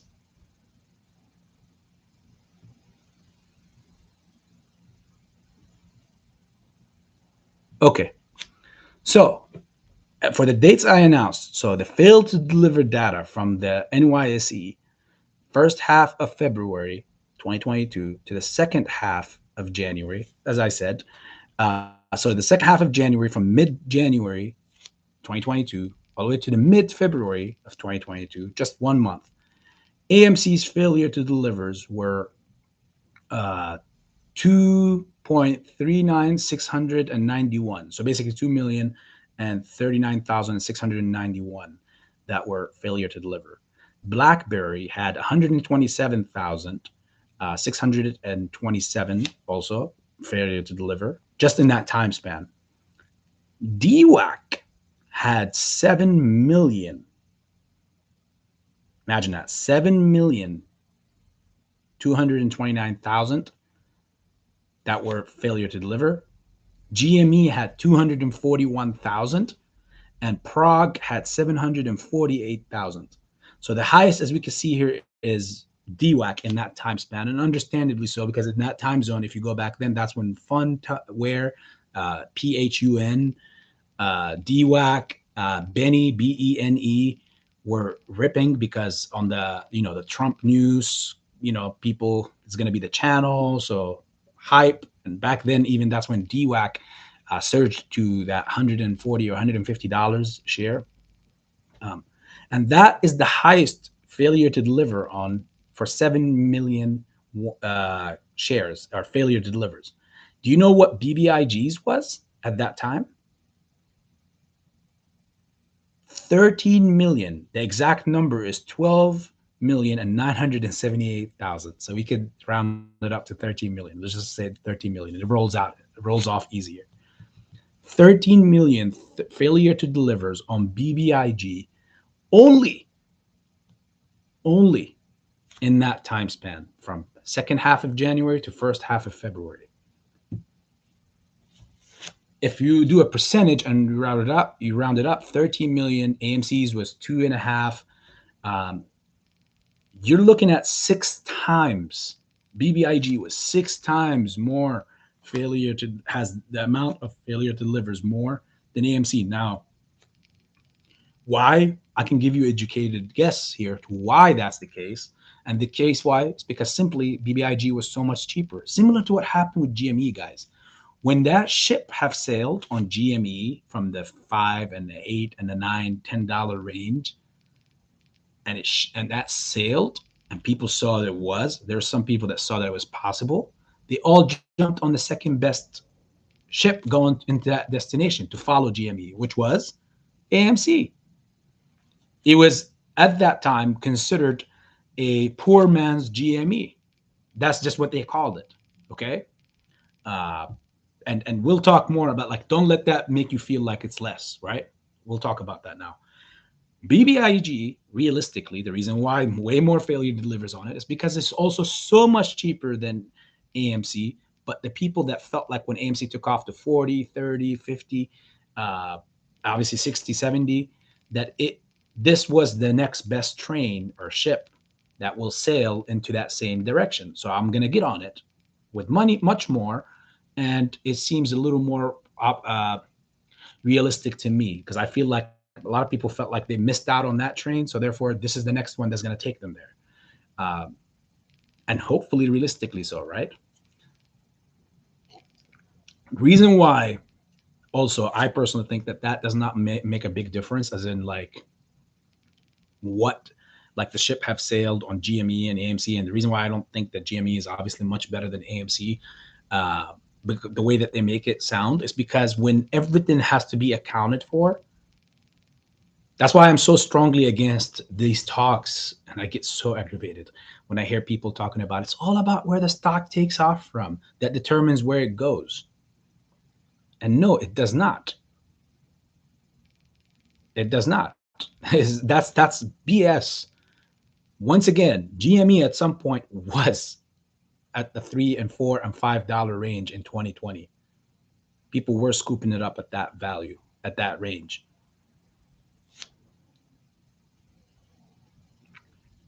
That's why people devaluate, unfortunately, the stock and the stocks in this case, and they are willing to take peanuts compared to really what they're worth when the time comes. Hopefully that's not you. We'll see. Again, not financial advice, guys. Uh,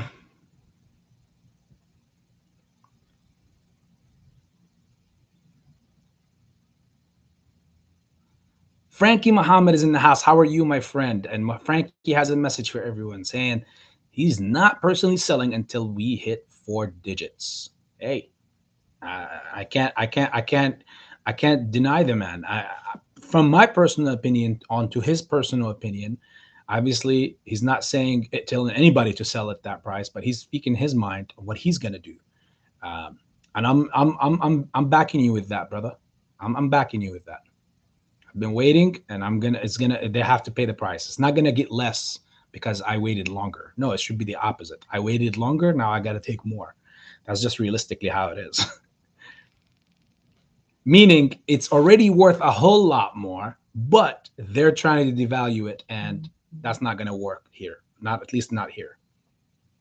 Basically, it would be nice to get rid of as many paper hands as possible before the squeeze starts, so as to not slow down or prevent the price increases. Yes, and that's why I was, even yesterday when I told you guys, don't worry about these other creators and communities out there that are influencing people to do, get off this stock or get back into the stock at a lower price or whatnot. Like, block out this noise, because at the end of the day, they are like, the float is over manipulated so many freaking times. Like, just what I just read to you guys, like that small little thing in just in the case of just 1 month.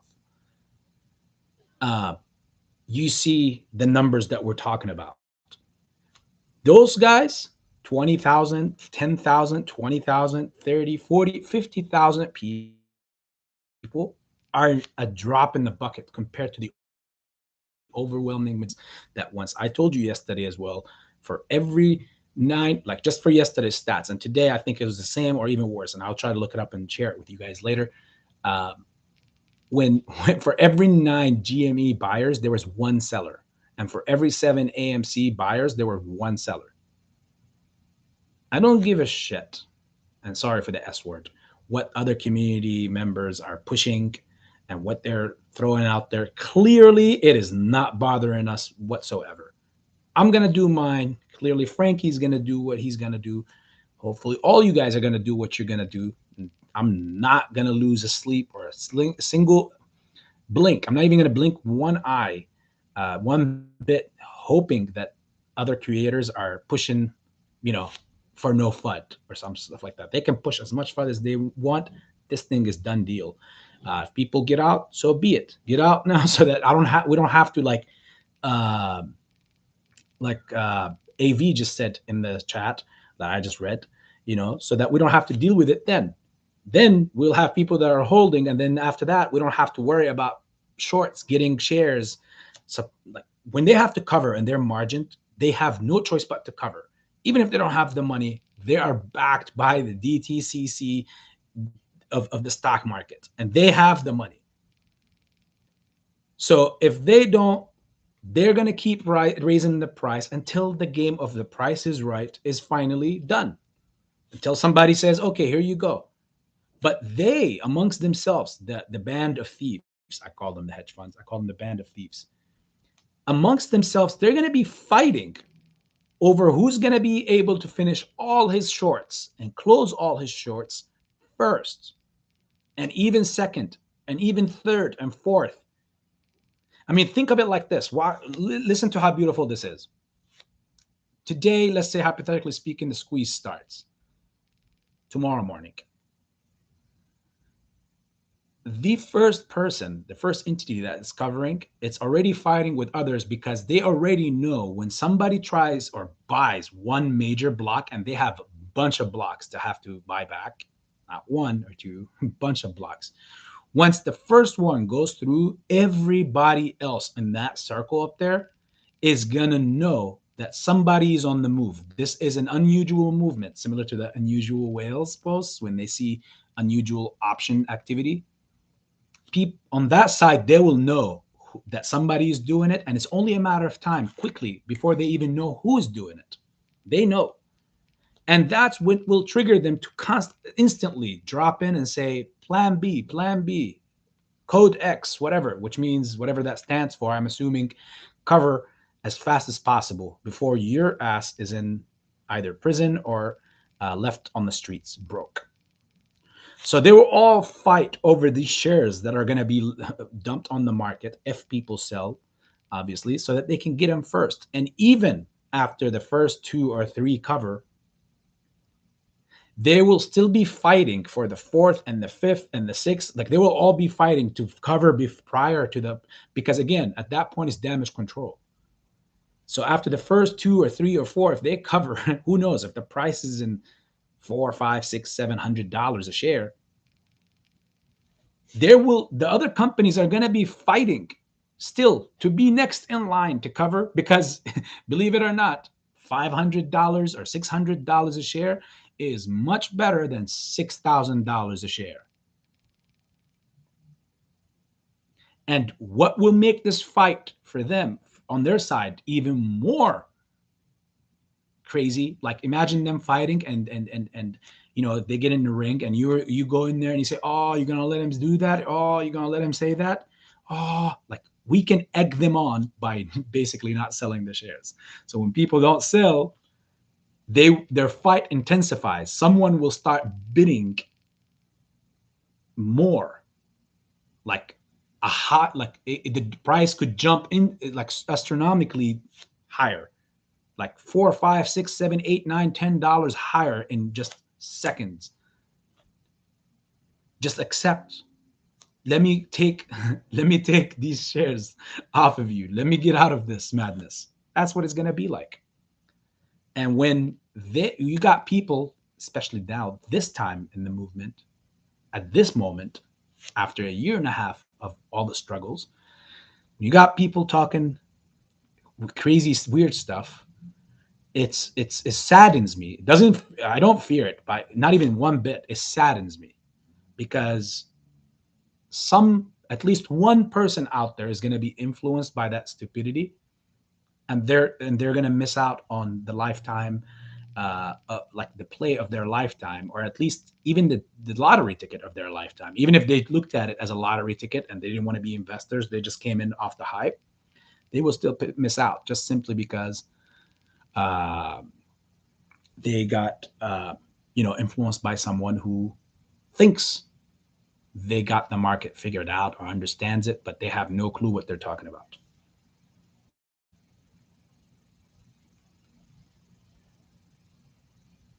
Jeffrey saying the MOAS has started. It's just one green day. Yeah, right. Thanks, Mikey J, for reminding people to hit the like button. Appreciate you. And everyone that's hidden it and not hidden it as well. You all are the same to me. Al from Boston is putting some hidden FUD in his videos. I have not really seen Al videos. Again, this is me speaking for me. When I listen to someone, it's not majority of the times, it's not listening to further educate myself on the play. As far as the play itself is done deal, I'm not looking for that. What I look for if I listen to a certain person or entity is other things along the market that are happening that I could have, not been looking at or not seeing, that not particularly for this play, but for the market in general. I could learn from someone something different. And that's every day. You could do that any day, anytime, from anyone too. So with him, he's so constantly trying to, again, I said it once before, it was a while ago, I think, but I said it, like, I feel like the guy, when he's speaking to the people, he's speaking to them like he sincerely cares, but he's speaking from the tip of his nose. Like he views himself much higher than the people, but yet whatever I say, you need to take it. Like, who are you to not take my info? I know 1,000 times more than you. Like, you see the way, and what further makes me feel that way as well is the things that he have done in the past and his allegations of what he was doing and the manner that they happened proves, only proves that he does have that in him, that bigotry, or that I am much better or higher than any of you guys. And he also hasn't a problem, I guess, with everyone, because hey, I view myself, he looks at himself as like he's the elite, he's the smartest, he knows everything, and everyone is missing out, and they need to. And if they don't pay attention to him as much, then automatically he hates them. Like, how dare you? You are the problem. That's what he makes it seem like. So I'm not gaining anything by watching his videos. So it's just a waste of time for me. That's why I don't watch it. Unless he talks specifically on, like, if he's pushing FUD, Redwan, if he's saying like, hey, AMC is not going to go nowhere, I'll watch that, not to just waste my time, but to entertain. Why is it so stupidly not going to run? That's how I view it, you know. And then I'll have something to reply about it if people ask about it. So other than that, uh, the guy can go ahead and go to whatever monument he wants to go to. Wish him good luck. BBIG is diving. There goes my calls next week. Huh? Is it? Don't let that fool you, Pabloco. Don't let that fool you. If it's falling, that is. Where's BBIG? Oh, right there. Ooh, 15%. Based on what?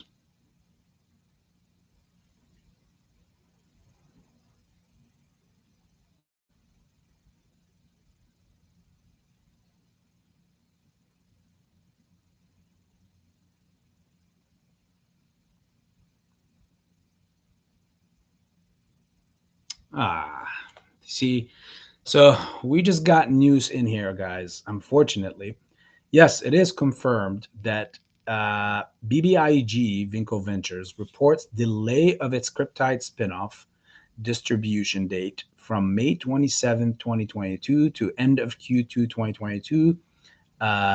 Business note: end of, basically FYI, end of Q2 would be end of June. Um,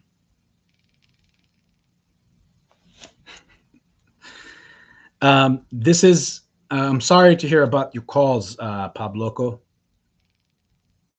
Yeah, it's it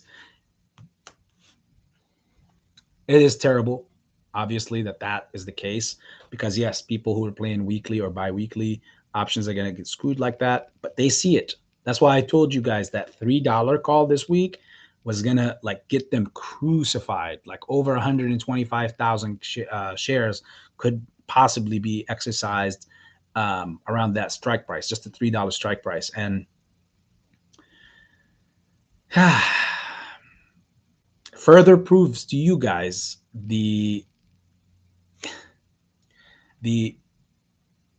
two things. One, you see Pabloco when apparent, like, when some YouTubers or creators sometimes advertise something, as for my friend Pantheon earlier in the Boss Blunt's live stream, he shared what was given, the info that was given. It's not like he created that date from his head and said, yes, that's it, you can't buy anymore. um, Now, with that being said, if it is postponed, that means the record date could also be postponed. Let me read on to this.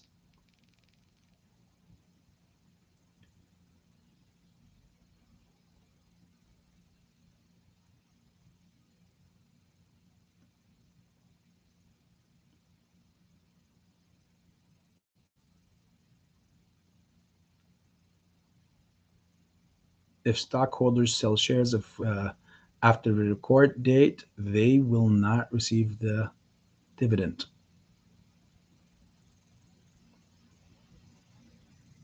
Kryptide registration statement on Form 10. We declared effective by SEC uh, on May 16th. The form, blah, blah, blah, blah, blase, blase. Statement was filed by Kryptide May 9th. We remember that. They're not mentioning it.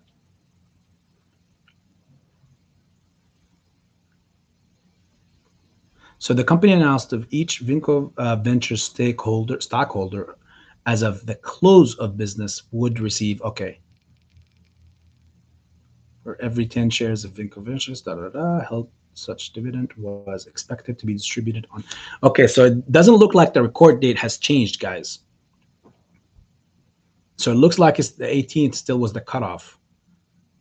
But we have to dig deeper into this. I think that also got pushed. I think if this happened, that means that probably got pushed. Thank you, Lisa. Obviously, Lisa, if those of you who don't know, is the CEO of the current CEO of BBIG after it was replaced from McFadden. I remember, yeah, months ago. See, this further proves, guys, that many of these companies, like this distribution, you know when it was supposed to happen? On or about last year. And it kept being pushed and pushed and pushed, and now it's getting pushed again. They're shaking it far as much as possible. In whose agenda you think that works? For whose best interest? That's why many of these companies are on the take, man. Well, Pabloco, again, I'm sorry for your, options for next week, the calls. Better luck on the next ones.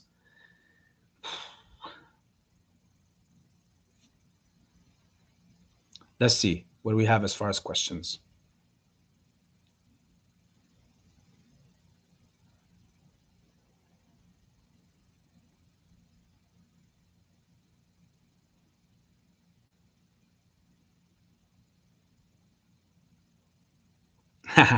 Veronica is on the same boat with Frankie Muhammad, and AV. So love it.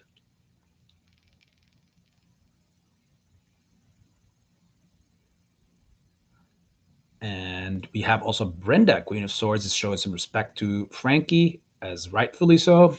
Love it. I love to see all this positivity in here, guys.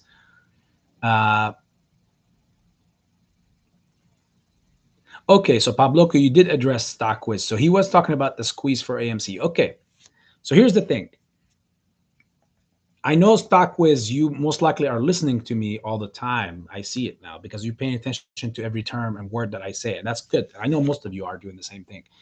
You guys know, many of you, as I've said, that BBIG is overlooked so entirely because when BBIG squeezes in these market conditions that we're in, with the other positions being down for all these short and hedge funds, that bullet, when that squeezes, could easily break AMC and GME apart.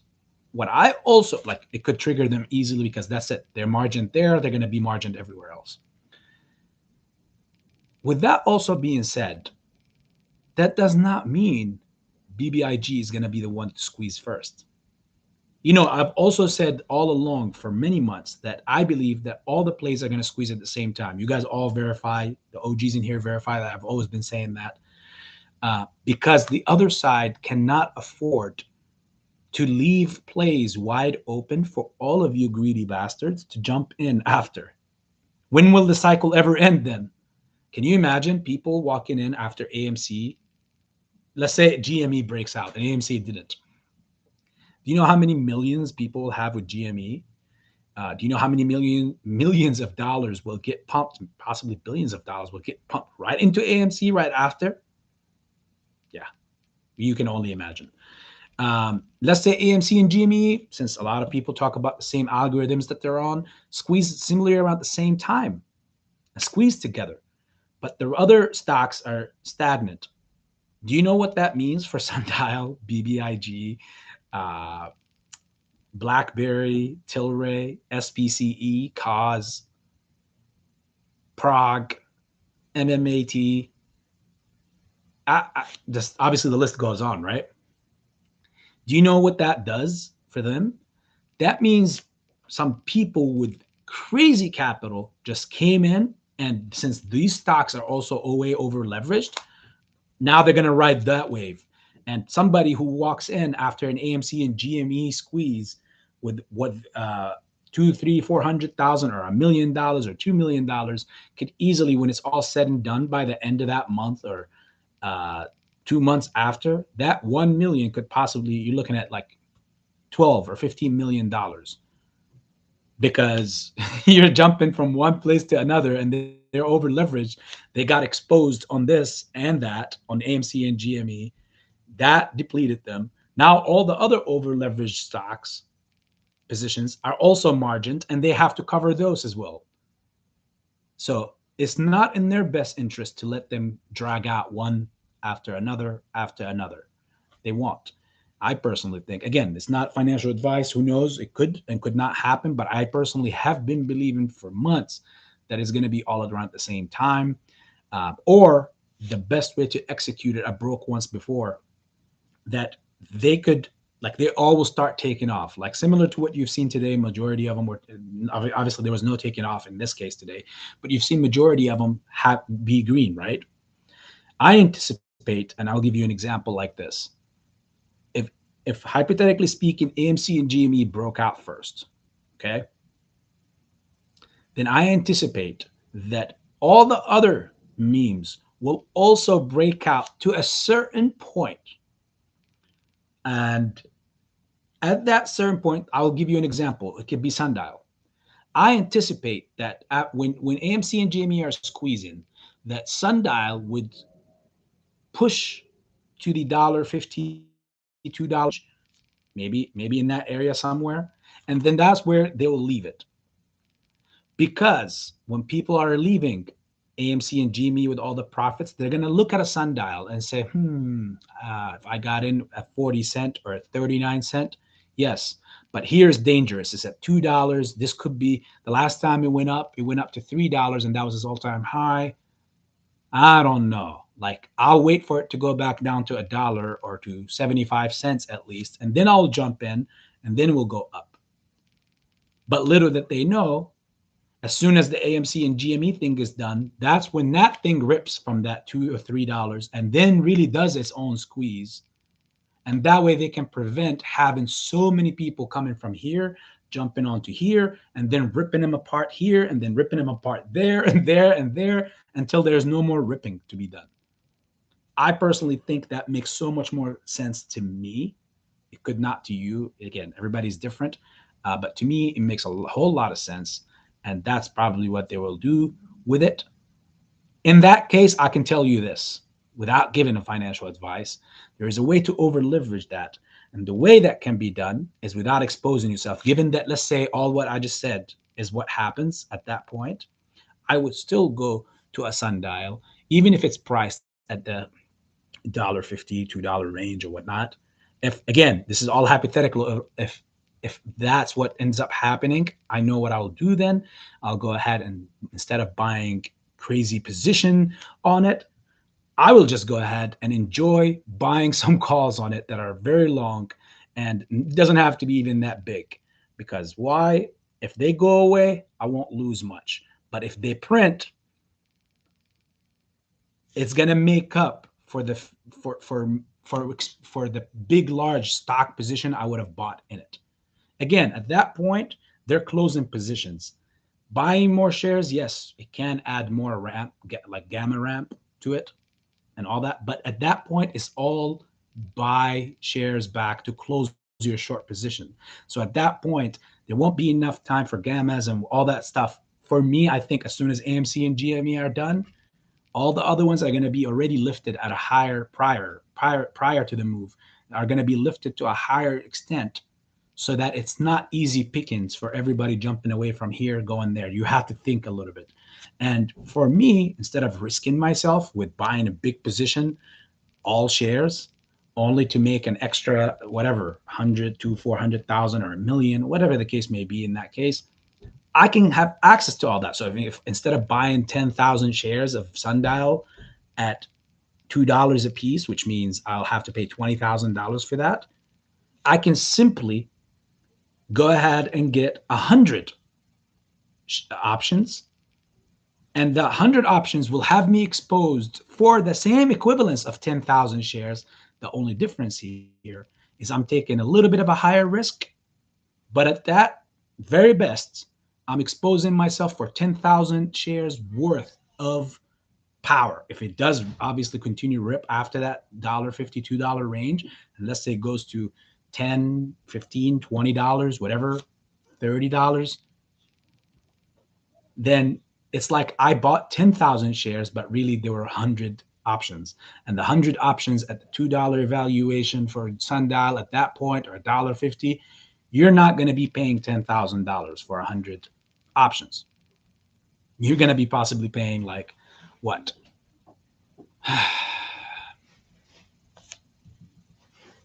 Calculator, give or take.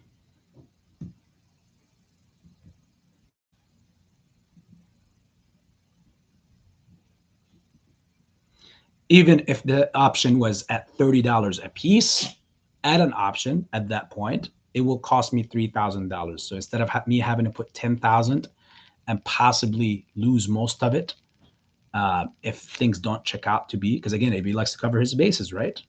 This is me thinking, this is a look for you inside AB's mind right now. Yeah, but if they tank and that was a trap, because I believe they're going to lay out a lot of traps after, then I get screwed. If they delist the stock, for example, even though I don't think it's going to be the case because they're prepared to do a reverse stock split. I know the CEO of Sundial said that, but things can change. You just seen what happened with the Kryptide distributes. You seen how it got pushed back after it was already issued and documented. Like they literally moved the time that things happened in. Like that's wild, right? That does not happen every day, guys. Just so you know. So, but by then I would only be paying 3,000, and honestly, after a MOAS, that 3,000 will be not that $3,000 would not be that much to me as a person. So therefore, if it does check out, I'll go long on them. I'm still getting the same exposure to 10,000 shares, but in the payment of 3,000. If it doesn't, and everything falls and craps out, I'm not going to lose all that 3,000. I know eventually I lose some value of the options, but I'll get out. And at least my loss ultimately will be 2,000, possibly 2,000 or 1,500 bucks. But versus risk versus reward analysis, it is worth that risk at that point. It's over a 50-50 shot for me. You see how I just calculated that? And that's the way I take a look at it. Again, I'm not influencing anybody to go ahead and do that. Please, this is not financial advice. Don't go ahead and do that stuff post the MOAS, even if that ends up being the case and the order of how it happens. If you do something, make sure it's your decision, because I am not a financial advisor. Okay. Yes, Frankie did call out Al from Boston, and that was a cool video too. I've seen it. Good job, Frankie.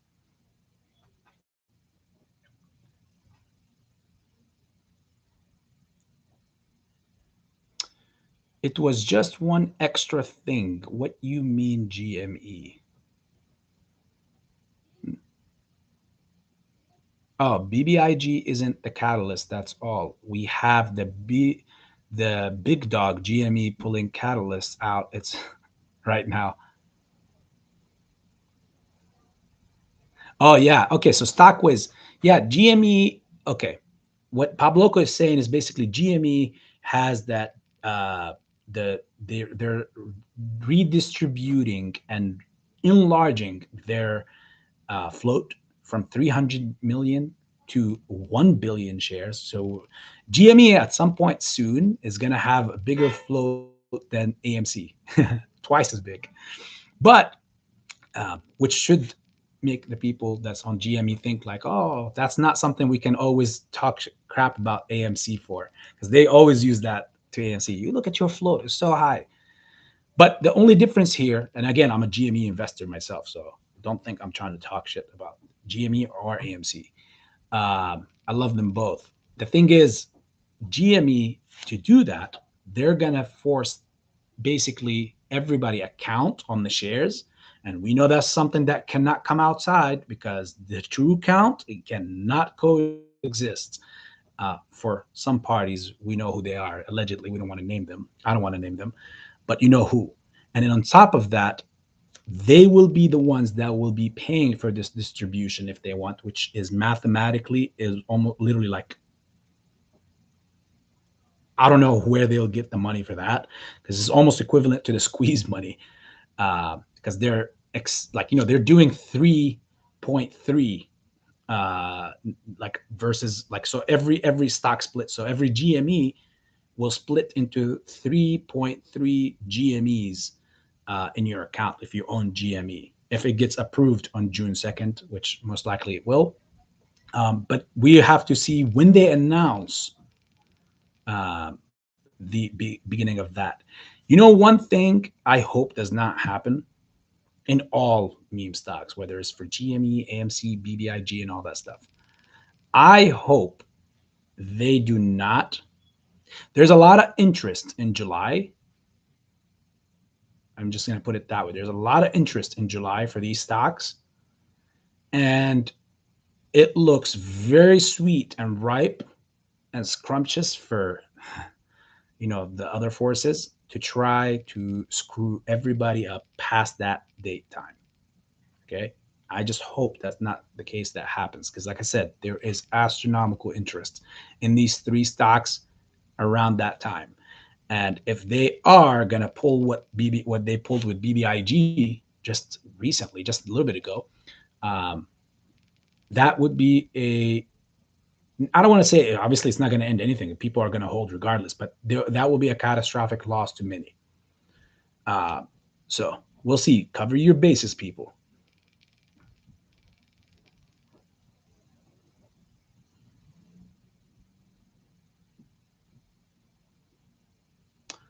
Why you think it ran up? Because of cost to borrow? No, I think it's.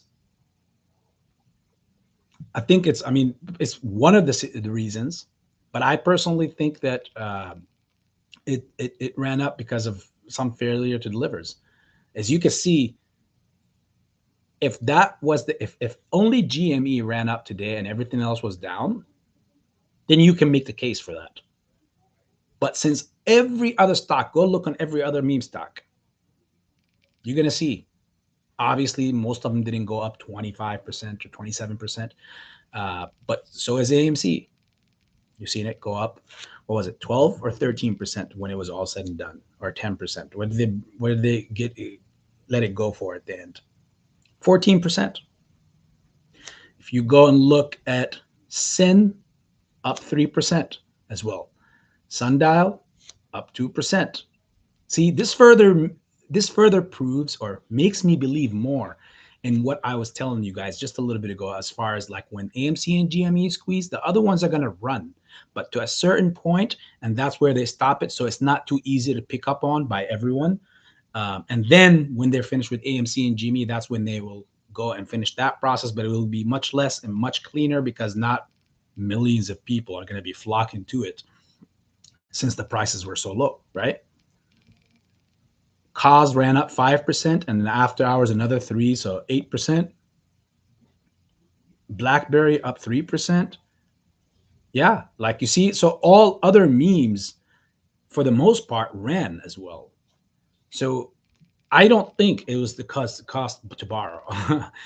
You know, it's one of the reasons in the whole formula, but I think majority of it is, I think, is failure to delivers. And I think it, you know, you can see that they delivered across all the board here, and it was on all of them, some much more than other, obviously, but I think that's, in my opinion, that's what was happening, or what happened. It's going to be interesting to see what happens with Bitcoin as we're speaking.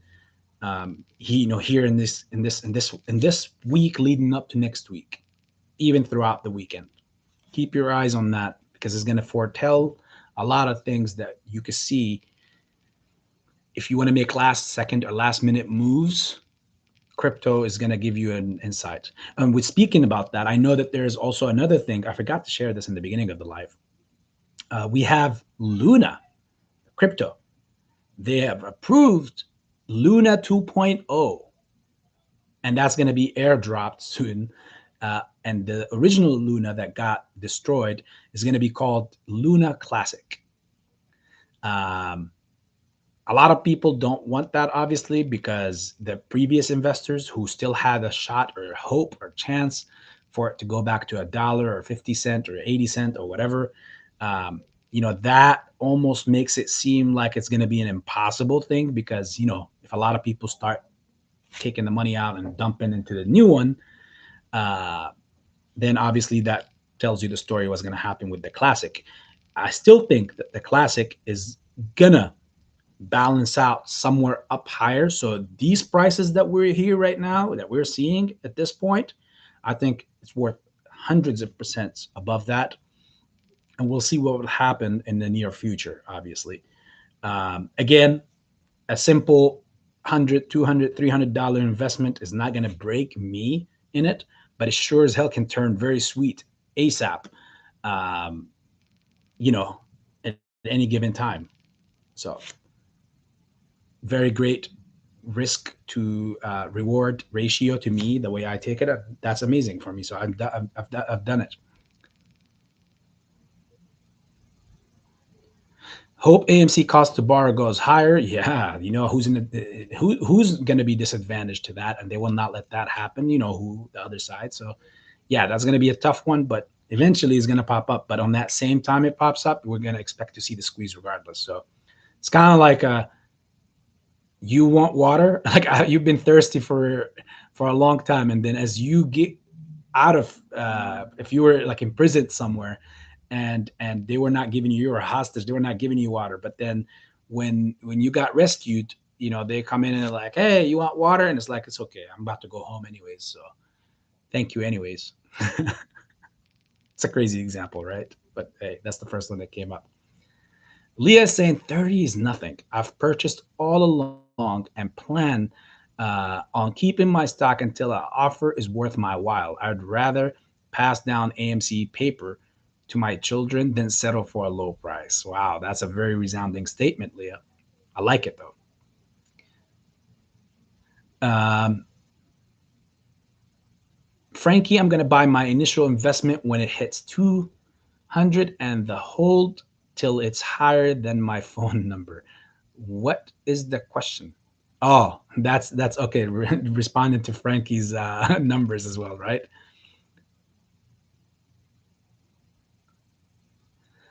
Mrs. Tahiti, I smashed it already. Like button. Come on, guys. Well, thank you, guys. You overwhelmed me with your kindness. Thank you so much. Um, I'm sure we could find a use for copies of AMC shares, wallpaper, my garage, or even line my chicken coops. I'll make the best of it. I have no doubt. Uh,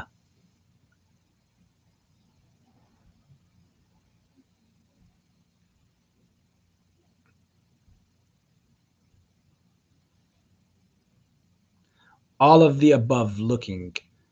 If he doesn't know about BBIG yet. Oh, did you just share the link about what I just read? Yeah, and that. Yeah, I didn't until obviously I saw it. When I saw your post about BBIG going down, that's when I read that. See, guys, this is exactly why I was always telling you. It doesn't matter who says what. Always cover your bases from all around. You want to cover. So a lot of people might have taken that, you know, and then this is not obviously Pantheon's fault or anybody else's fault. But the reason why I mentioned Pantheon is because, one of you guys brought it in here saying that, he confirmed it in the Boss Blunt's live. And he did, yes, confirm something that so far is still correct.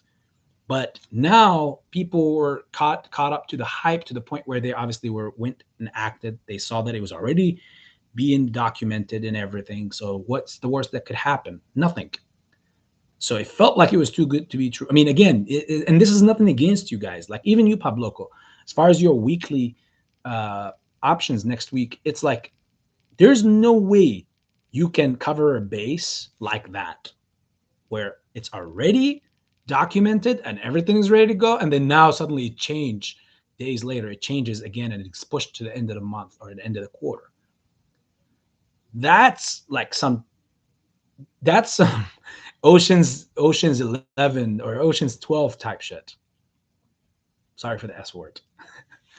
You know, and unfortunately, it's not. Of course, funny, but not all smiles are happy smiles. I'll just put it that way.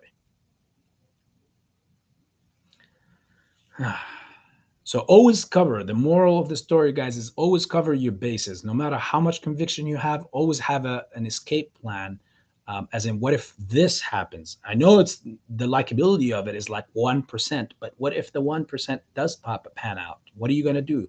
If you have no answer to it, you're automatically obliterated. And this is the way that you can tackle the gambling mindset out of your system, is by never leaving something that or you don't even know sometimes, but most of the cases that it's possible, but it's just so far out and it's impossible. Like this case, you can't cover a base that like this, like where it was already documented, it was already pushed for May 27th, and now it gets changed out of nowhere and pushed until the end of the quarter. Like even after the documentation, the only way you can cover for something like that is to have that PTSD mindset from the stock market and say that, you know what, even when I see the money, I'm not going to celebrate until I know that the money is literally like underneath my pillow now, not just in my bank account, but under my pillow. And yes, it's over reading into things, but you have to, because at the end of this involves your wealth and your well-being down the line. So make sure you always are covering your bases, guys. Ridwan, if Terra Luna gets back to even $5, wouldn't that be greater than the AMC MOAS? Well, if Luna ever gets to $5, that's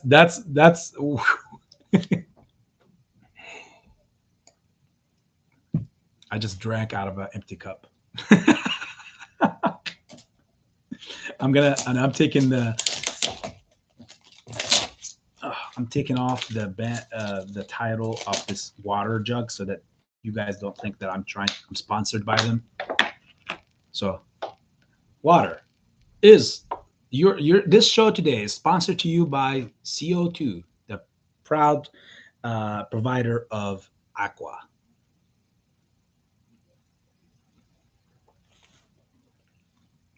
You guys like how I just made the commercial for water? I'm pretty sure the same provider is also sponsoring every other stream or non-live stream out there in the world. If Luna Redwan gets back to $5,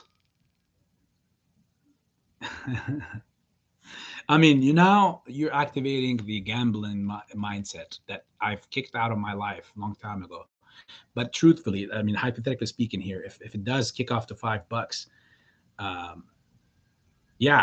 that is definitely way over the MOAS for sure. I mean, but the scary part here is imagine if you go ahead and put like 10, 20, or $30,000 on a Luna right now that has 3 to 4 zeros in front of it. I think 3 zeros.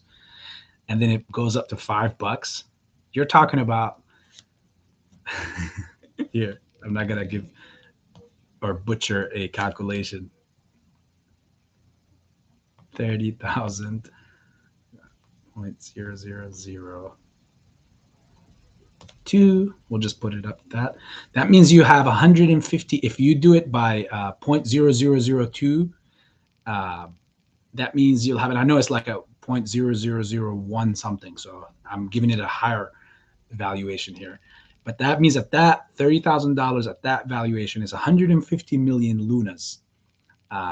If you multiply that by $5, you technically will have $750 million. So, if that answers your question as far as if that is a short squeeze or mother of all squeeze, then maybe this figure can $750 million, almost 3/4 of a billion from a $30,000 investment. That should bridge the gap to that question for you. Save pop culture. How are you doing, my friend? Welcome into the chat. BBIG price falling a lot in the after hours, over 19% on the red. Yeah, again, here's the thing, guys. Now, of course, with that news, they were able, one, to secure that the price on the options chain does not surge over $3 just for this weekend. This, what you see, guys, this 19%, or right now it's at 15%. This is just to make sure that like, can you believe they went through all that mess just to make sure we do not break the $3 range this week? I personally, again, this is a personal opinion. I personally think that's exactly it. They just want to survive in this week, carrying us over to next week, because it doesn't mean when they say end of June, end of the second quarter. Because remember when they did their earnings call, Jeffrey, out of everyone, you remember this. When they did their earnings call, they labeled and they said that they were expecting to do the distribution in the end of the second or third, or the beginning of third quarter initially. And then out of nowhere, they announced the distribution. I mean, look how shady this business is, guys. They out of nowhere announced the distribution and made it from the 18th to the 27th of May, which was only a week or a couple weeks after they did their third or fourth quarter earnings from 2021. They were basically laying out traps nonstop. I mean, and they did so many of them since 2020, since August and September of 2020, when 2021, when the movement first started with BBIG, and that's what back then when it matched its all-time high, which was around the $12 range, and that's where we at today. So they did so many of these moves of postponement of record dates and all that stuff, so many different occasions before. But does that mean it would exactly be 100% on the end of the second quarter? They're never going to give you a date that you can 100% can sleep with, because you can think in your head now, if there's any people out there that don't know the market, what they'll do now is say, okay, I'm going to shelf BBIG's investment until the end of the second quarter, until the beginning of July, and one day, take it from me, and when it happens, come back and speak to the BBIG master yet again. But I'm sorry, did I call myself the BBIG master in this? Sorry, this smallen out my head, flatten out my head a little bit. You're gonna see when it does occur, it is not gonna be exactly as that article that I just read to you, or the date that they're giving you. That at the end, they didn't even give you a particular date. They just said toward the end of that. On their famous line is on or about. So best believe when this thing take off, I think it's also matching with AFC and GME. I think it's going to take off with them. I think they're just doing that so that they all take off together. Again, this is an I think right now at this point, at this moment, because like I said, I hope they don't have their knives and forks out and they're looking at July and they're like, yeah, I hope they don't have that. And let's see what happens here soon. But one thing I'll tell you is something is going to have to give really soon. Something.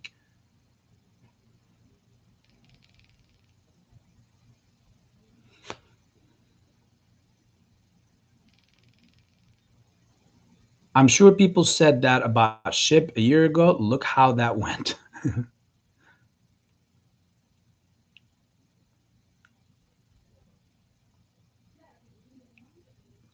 Terra Luna is a dead cat. Even the one who started it doesn't want it. To a certain extent, Jeffrey, yes, but it's still going to coexist. Look at Terra Luna as Ethereum and Ethereum Classic. Ethereum Classic was the original one, and then you have Ethereum, which is the upgraded version and all that stuff. Ethereum Classic is nowhere close. As you can see, it's in the 20s. It's nowhere close to the hundreds or the thousands that Ethereum is in. But still is relevant, and it's still much higher than at some point it was in the cents, right? Now, if the one thing that could hurt Terra Luna more is around August and September, when we have this whole CDDC dropout and how the digital dollar is going to fare out, and we'll see what will happen then. I personally think is just my think is I'm looking at the business opportunity of it. Personally speaking, I'm not trying to influence anyone, guys. But for the original investment of Terra Luna, that was in the matter of a couple $100. I think that it's a harsh drop and it's going to rebalance out somewhere much higher, further making my money for me, because my whole outtake on it is make that original investment out, as I always say, and then take it out and then leave the rest for whatever comes. It doesn't matter. I have zero to lose at that point. It is not the play. If it was the play that I'm trying to make my fortunes from, that's a different case, and you have to approach it obviously differently. But it's not. So it is what it is. But again, you could be right. This is the stock market. Not nobody has ever been completely right about every aspect of the stock market, surprisingly, except of one person, which happens to be Pelosi. Not even a hedge fund manager or even a stock market trader. She's a governor. She's got a government post. Like, she's a government entity. So she's in the wrong field. She's the only one who's always been perfect, but currently occupied with something that is not, she's not as gifted in as the stock. Wink, wink. Matt Bauer, welcome back, my friend. How are you doing? With inflation, you lost money. Yep.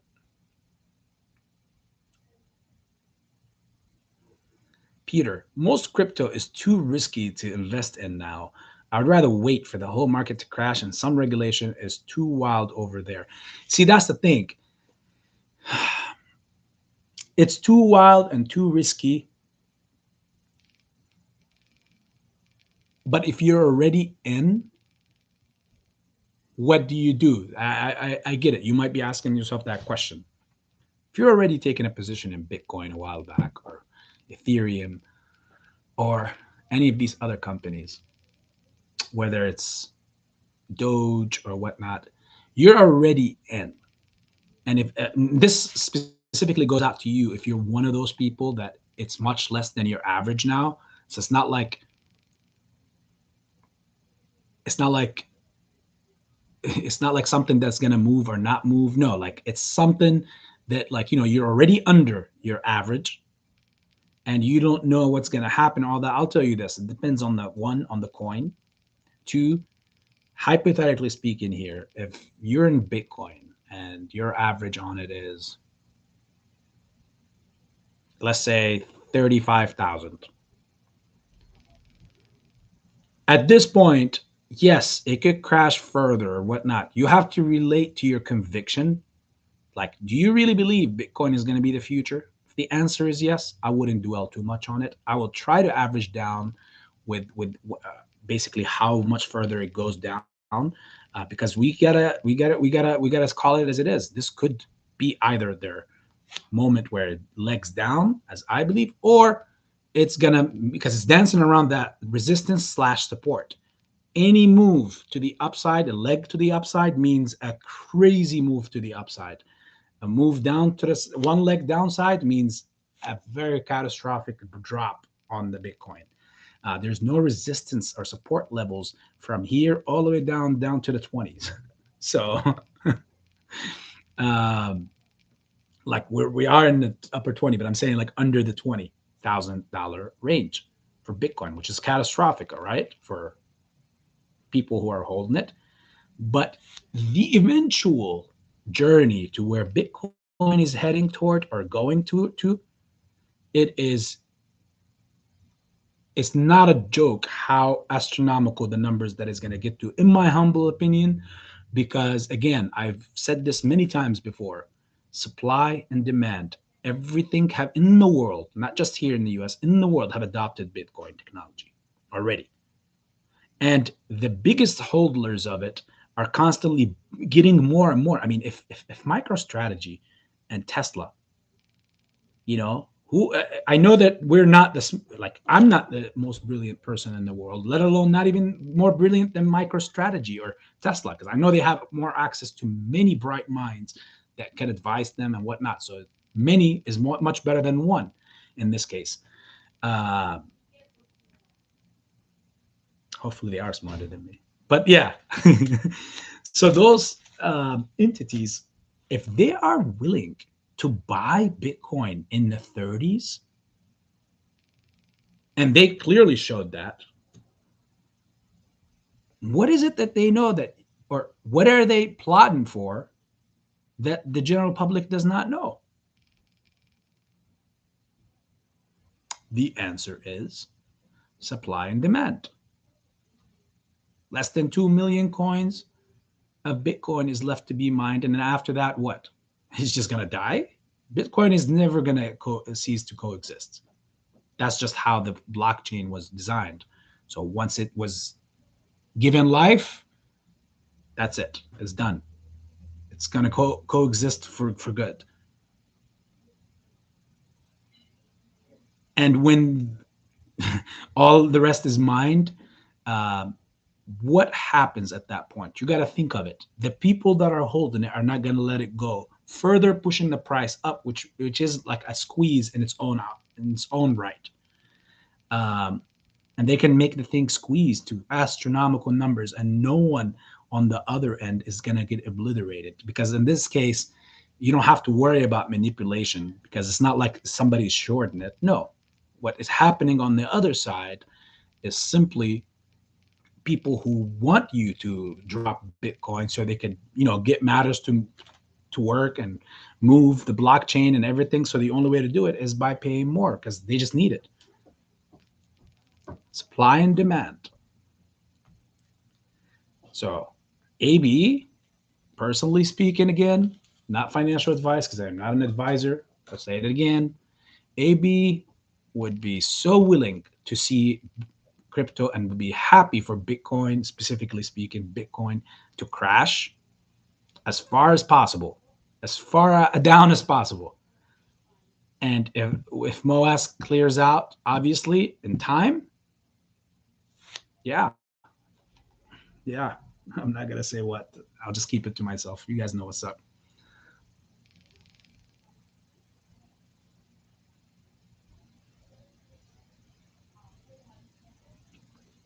The people who believed in Terra Luna just lost the bank. I don't see them going in heavy ever again. Yeah, me neither.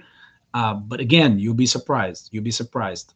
There's still everyone that is holding on to it, that is holding for a hope. But unfortunately for them, where they're holding at and what they're hoping for is completely different than an opportunist like AB, who came in after the disaster, and now he's just looking for any small come up on the way up.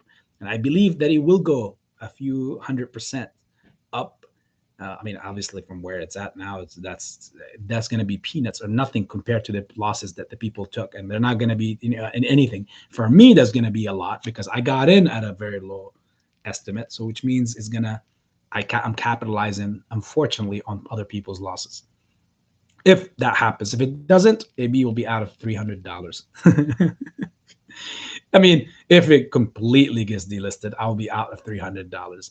If it's not, if it drops in half, then I will lose $150.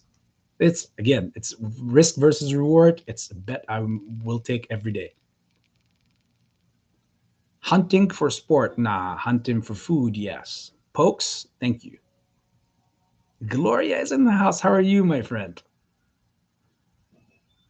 Let's see how I know I'm very far behind, so no one needs to tell me. Mrs. Tahiti, I still think we should be saying 1 million a share just to mess their heads. We would freak them out because they are watching us for sure. Yes, I mean, I like the idea.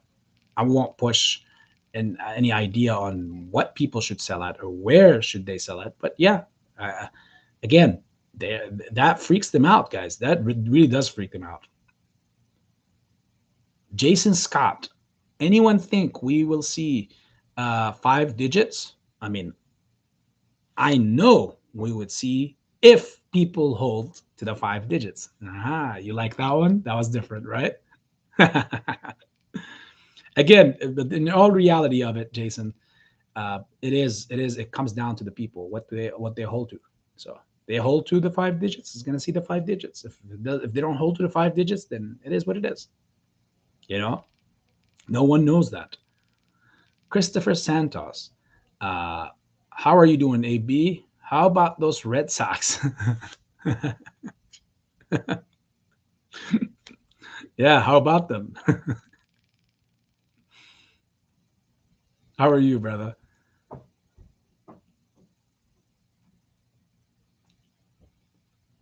Leah is saying she would rather have a lot of red than just a one big gigantic burst of green. I like it. Same here. Christopher, this is Dodger country. Yep.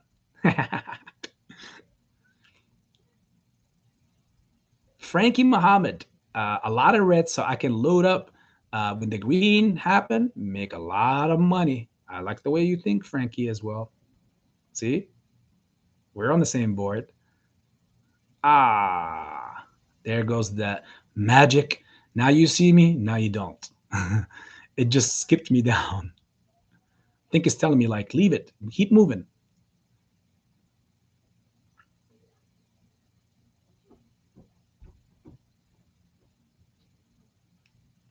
Ah, okay, I found my way back. And Radwan is concurring with Frankie as well. That's good. Gloria is asking, AB, do you think it will drop under 10? Honestly, I don't. But I previously said the 3 levels of supports that we had, we broke one in the 1277 range. The last level of support that I mentioned that I don't see happening, but it's out there, the heck of it. Again, you got to cover your bases, is 866. And that's like, I rarely believe, like, I don't think that's going to be the case. And it's not just for our best interest or their best interest. It's their best interest as well that it does not go that low. So not just because people are buying in, but the more it drops, because there's a lot of them that are also invested in AMC and GME, not just short in it. So if that goes down, your short is printing because it's going down in price. But since you also have a position in the stock, since it's falling, now you're exposing yourself to being margin, since the other positions in the market are also red, the Amazons, the BBIGs, the everything. So plunge protection teams jump into the movie, and they do their magic to make sure that the skies are not falling. We'll see if it does. In a way, I hope it does, because that means more loading.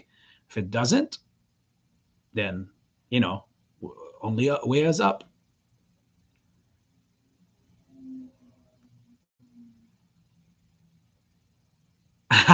Look, we got 2 Discord links. Whichever one you guys want to join, I'm pretty sure all Discords lead to Rome. GME has a 326% cost to borrow. If these things are obviously, yeah, Jeff, if it is 100%, yes, then it is what it is. It's good news for us, obviously, always, but we can't get excited until we see it happening, like converting to like 25% on a stock, which, again, don't get me wrong, it's good. 25-27% move up to the upside on a stock that is completely still devalued, like, again, still barely right above 100, 115, 120 maybe. But that's not the evaluation for the stock. Like, we know that it's a 4 or 5 digit stock, when it runs. So again, I think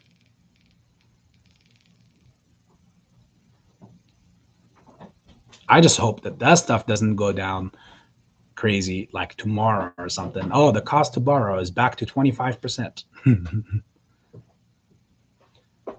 STV just posted its Mrs. Tahiti.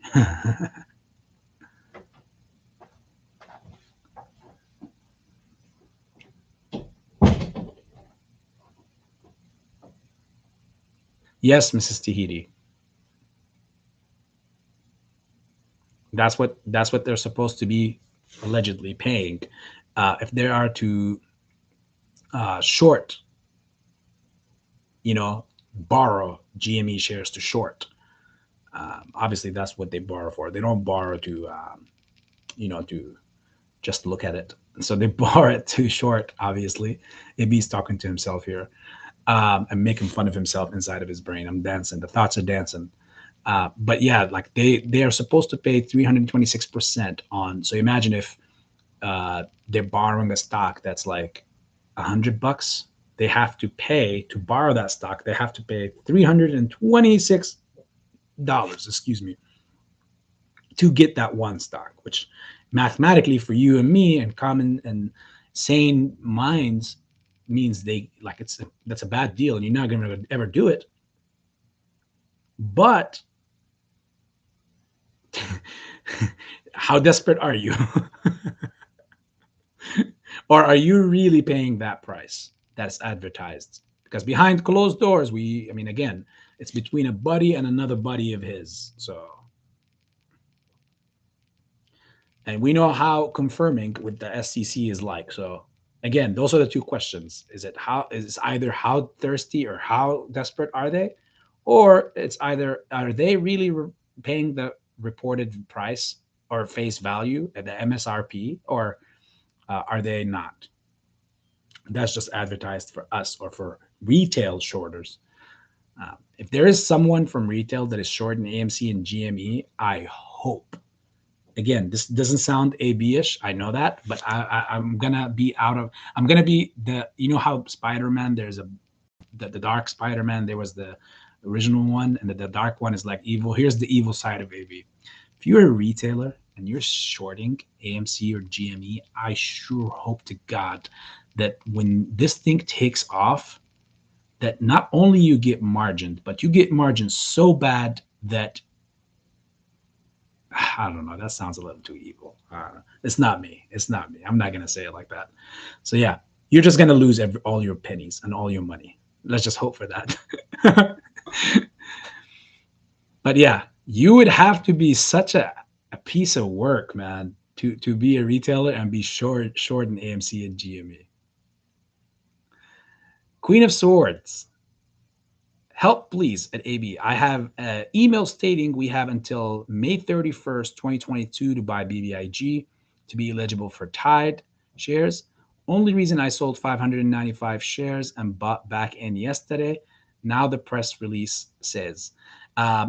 See, thank you, Brenda, for bringing this question. As I was saying earlier to all of you guys, I know that the record was the distribution record was the 18th. And sorry if it's taking too long to get to that comment, Brenda. Please, I apologize for all of you out there, of course. But I'm trying to give every person their right to be heard. So yes. So like, maybe I could just be quicker. I get it. I'm the problem. So yes. So like the 18th was the documented give out date. Like this was the cutoff date. Now there is some ramblings, and Brenda just confirmed it. Like there are some ramblings out there. It is out there that it is possible that even that date got pushed. The 18th got pushed. So if it did, that changes a lot of things. And then what AB said earlier could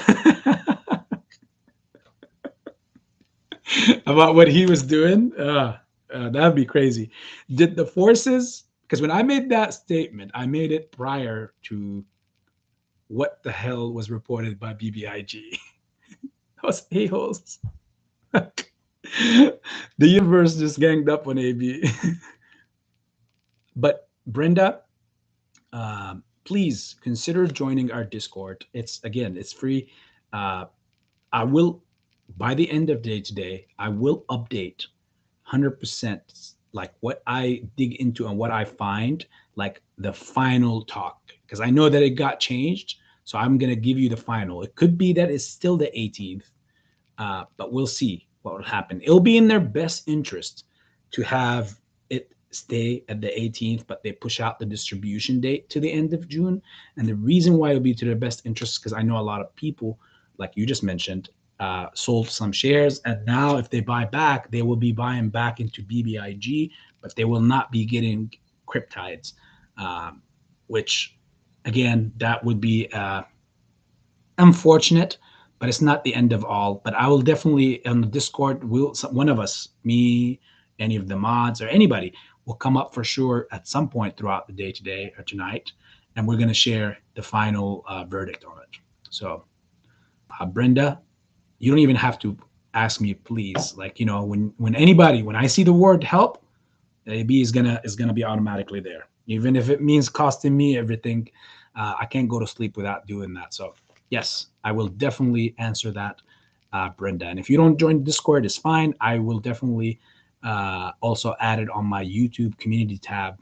Questions or like comments, I will comment it there, and you can also see it there for any of you guys as well.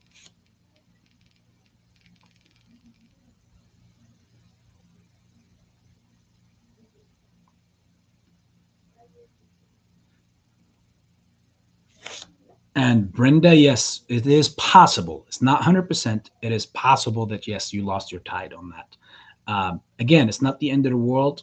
The prize here is not that $13 or $15 Kryptide. I know, although it's amazing, but the prize here is the squeeze of BBIG. If that is played with and they pay for the dividend, which is Kryptide, and Kryptide ends up being squozen out and BBIG doesn't, that means a lot of people will be happy with a lot of their Kryptides holdings.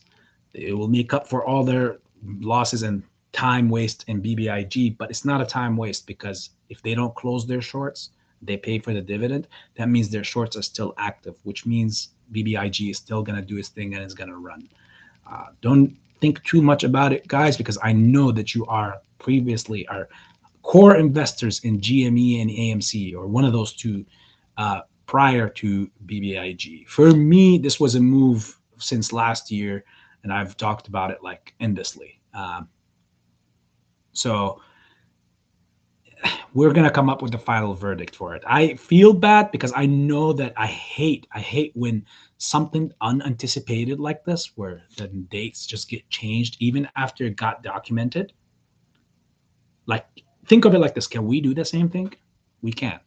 We can't just like, I can't go to a bank and say, okay, I'll make my payments on such and such day and sign the contract on it and everything and submit it and get it notarized and whatnot, and then go like a week or 2 weeks later and say, no, I'm going to change it until the end of next month. Like, it don't work that way, you know? So for us, it doesn't. For them, apparently it does. That's unfortunate.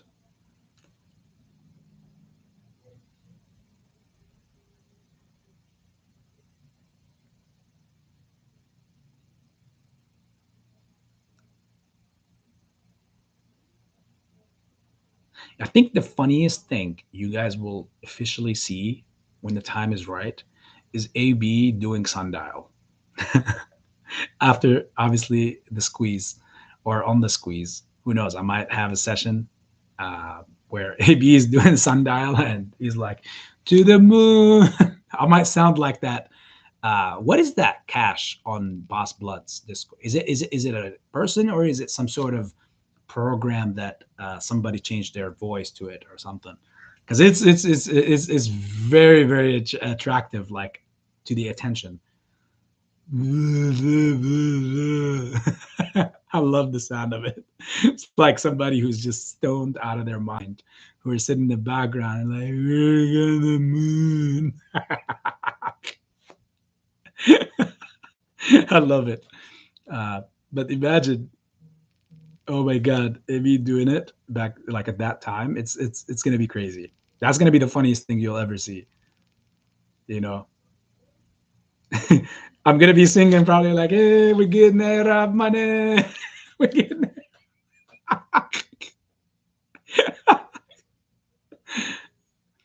I might get too sundial to the point where, where's the price? Oh, it's 200,000. I thought I was supposed to sell it at 100,000. Oh well, that's better. I'm just messing with you guys.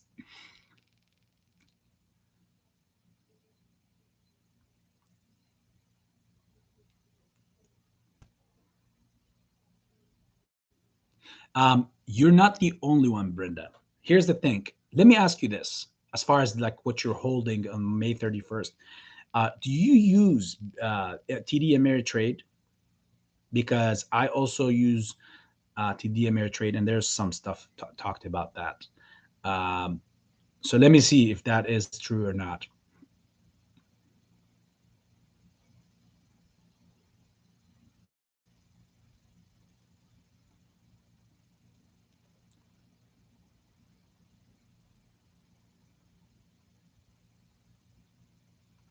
Dream of stuff. Welcome to the chat, my friend. It's not clear. Still says 27th for me. Yeah, see, that's the thing. TD Ameritrade did send me some stuff, and I scanned through it, but I was like, again, I have a lot going on with me, guys. Some of you knows what I'm going through, but personally, there's life. There's also many things going on, and you know, besides everything else. But yeah, I had that with TD Ameritrade, something like that. And like I said, I'm gonna come up by the end of night tonight, whether you on the Discord with us or you look on the community tab. I will put an update, or one of the mods will put update, because I know we're all passionate enough about it.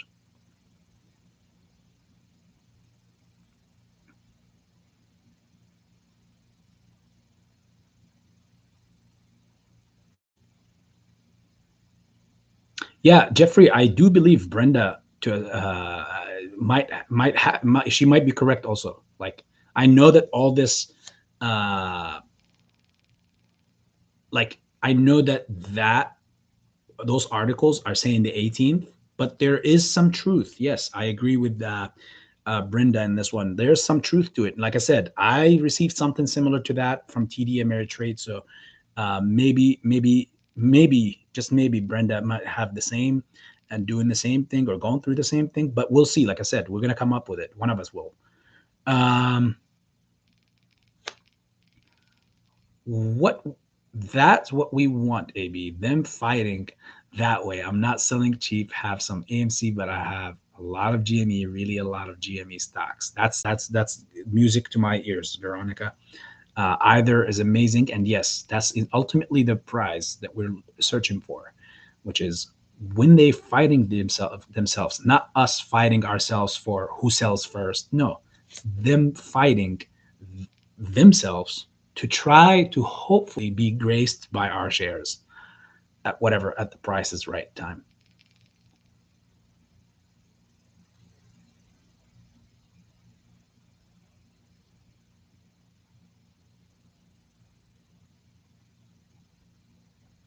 Let's see if you can. Yeah, I see now. DM it to me on Discord, Brenda. If she can to you, Jeffrey, then maybe in turn you can do your magic over here as well, onto the Discord, or and on the feed as well, so people can read it.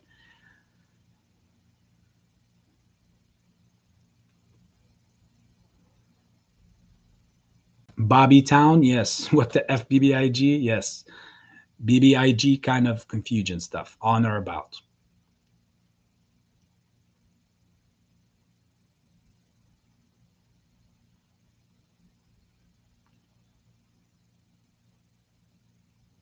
Mrs. Tahiti LMAO, you will have to get me your email another way. Apparently, you haven't seen my videos. You must go watch. Oh, Brenda, you have a channel of your own?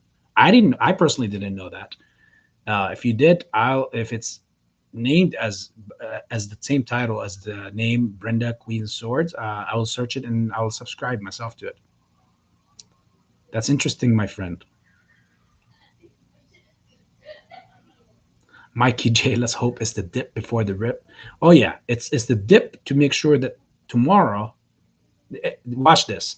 Tomorrow you're gonna see some more red. They're gonna try to get more of these things, but it's gonna be a fighting chance for BBIG. But the most important thing is that $3 strike price. You're going to see they don't want us to break that this week, and possibly even next week as well. Um, I think to like not this week, but the week after.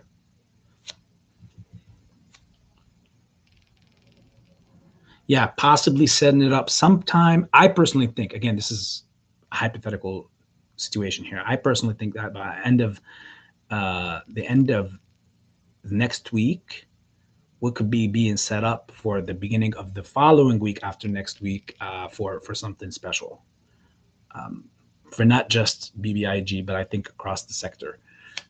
So we'll see. We'll see. Don't take that stuff test statement to the bank now, guys. Again, cover your bases.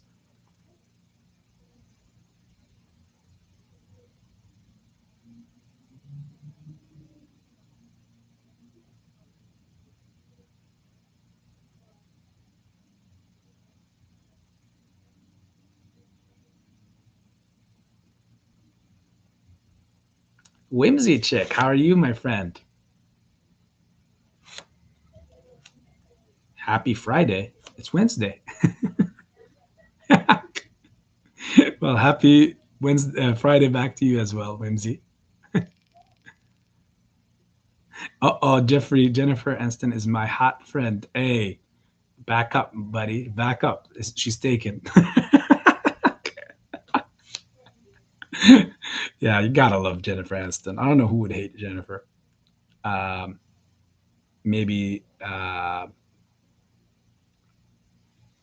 know who would hate Jennifer Aniston. Angelina Jolie, probably. That's a little dig. So true, Veronica. I work Saturday and Monday because others wanted the weekend of more AMC shares and many couple more GME too. Hey, fingers crossed.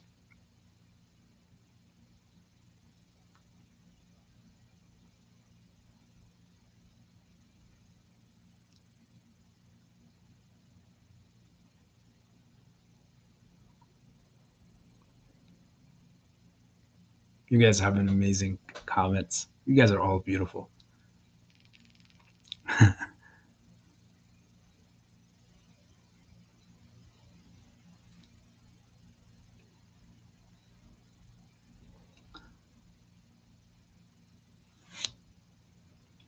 Kyle Fox, what's going on with BBIG? Just a bunch of drama, my friend, as in the distribution date. When will it be finalized? If you're bought already and you're held, um, I wouldn't advise you to do anything, of course, but I would say hold on to your attendees until something is clarified or the distribution happens. Again, you can't qualify for Kryptides until you have it after. You know,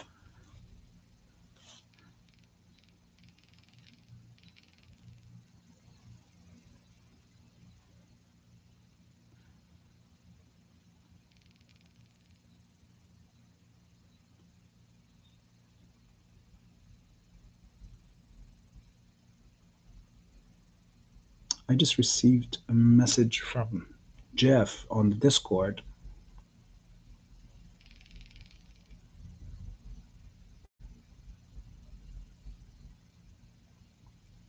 So the X date, May 31st, 2022. So did they push it to May 31st? Is that official cutoff date? Because here I see on June 24, 2021. Oh, no, that's old. Um,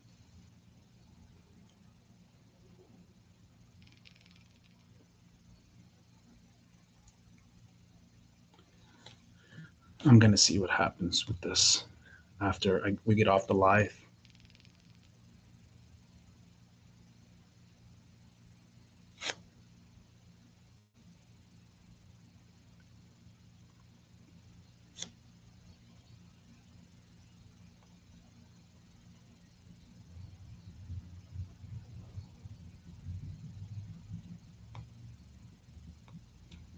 I'm just, what's funny is I'm just now able to look at a message from one of my friend. You guys all know him, but I'll keep it low.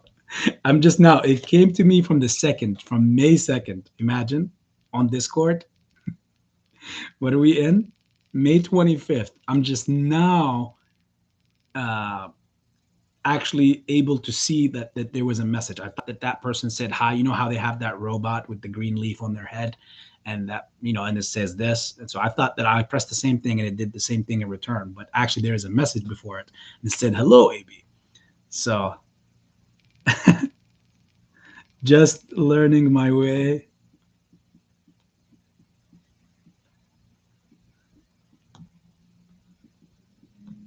into Discord.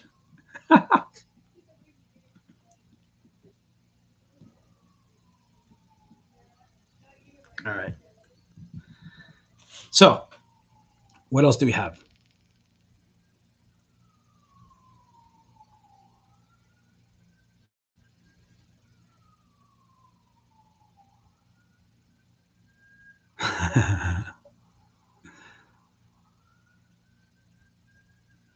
Veronica Chase, like AB, I don't trust Al from Boston. Well, me neither, Veronica. Let alone, I can only imagine from a woman's perspective, like a female perspective. Also, you have a lot more to not trust.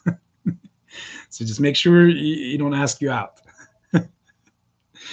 um, if any, I've seen these comments on like the hours and the insane amount of work you guys have to do, and some of you individuals are very special, obviously.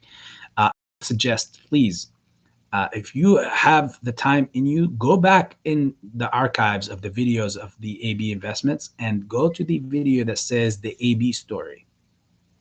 Okay. And some of you have been there on that live probably that day or whatever, but find that live, watch it, and it should make you feel good too for what I'm through right now, because you will be able to witness what I've done in reality, how what it did, what was the aim, what I went through. It's very similar to what you guys are going through, and what eventually gave out. So if you have the time, look at that, look for that, the AB story, and you should enjoy it. I think so.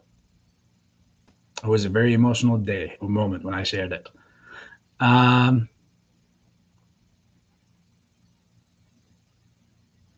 KL, how are you, my friend?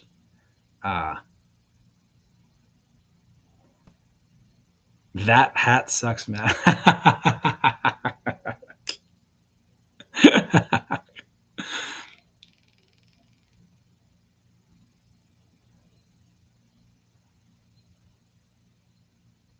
Ah, yes, Jeffrey. That's why some people would have, like, again, you see the July, there's a lot of fear there because there's a lot of interest there, Jeff, not just for BBIG but for the other stocks too. And there's that strikes me with a little fear, but we'll see what happens. Hopefully it doesn't.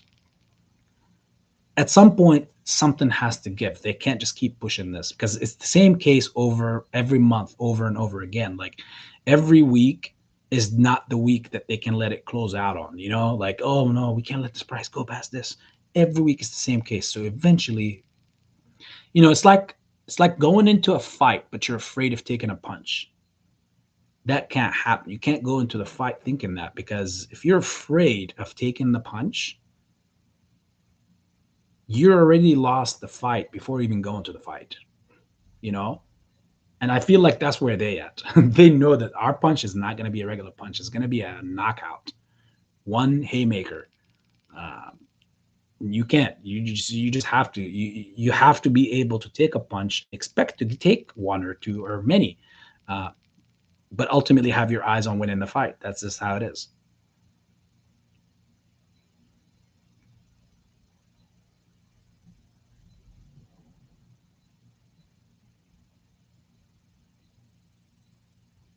Would war with China or Russia cause the economy to recover? No. In fact, the opposite. They've been making it seem like life is going on and it's all factored in with the war happening in Russia and what China is doing in its own realm, that we're not a part of yet, right? We're a part of, politically speaking, from behind the scenes. But if we take on these two nations, the two biggest the two next biggest superpowers in the world, um,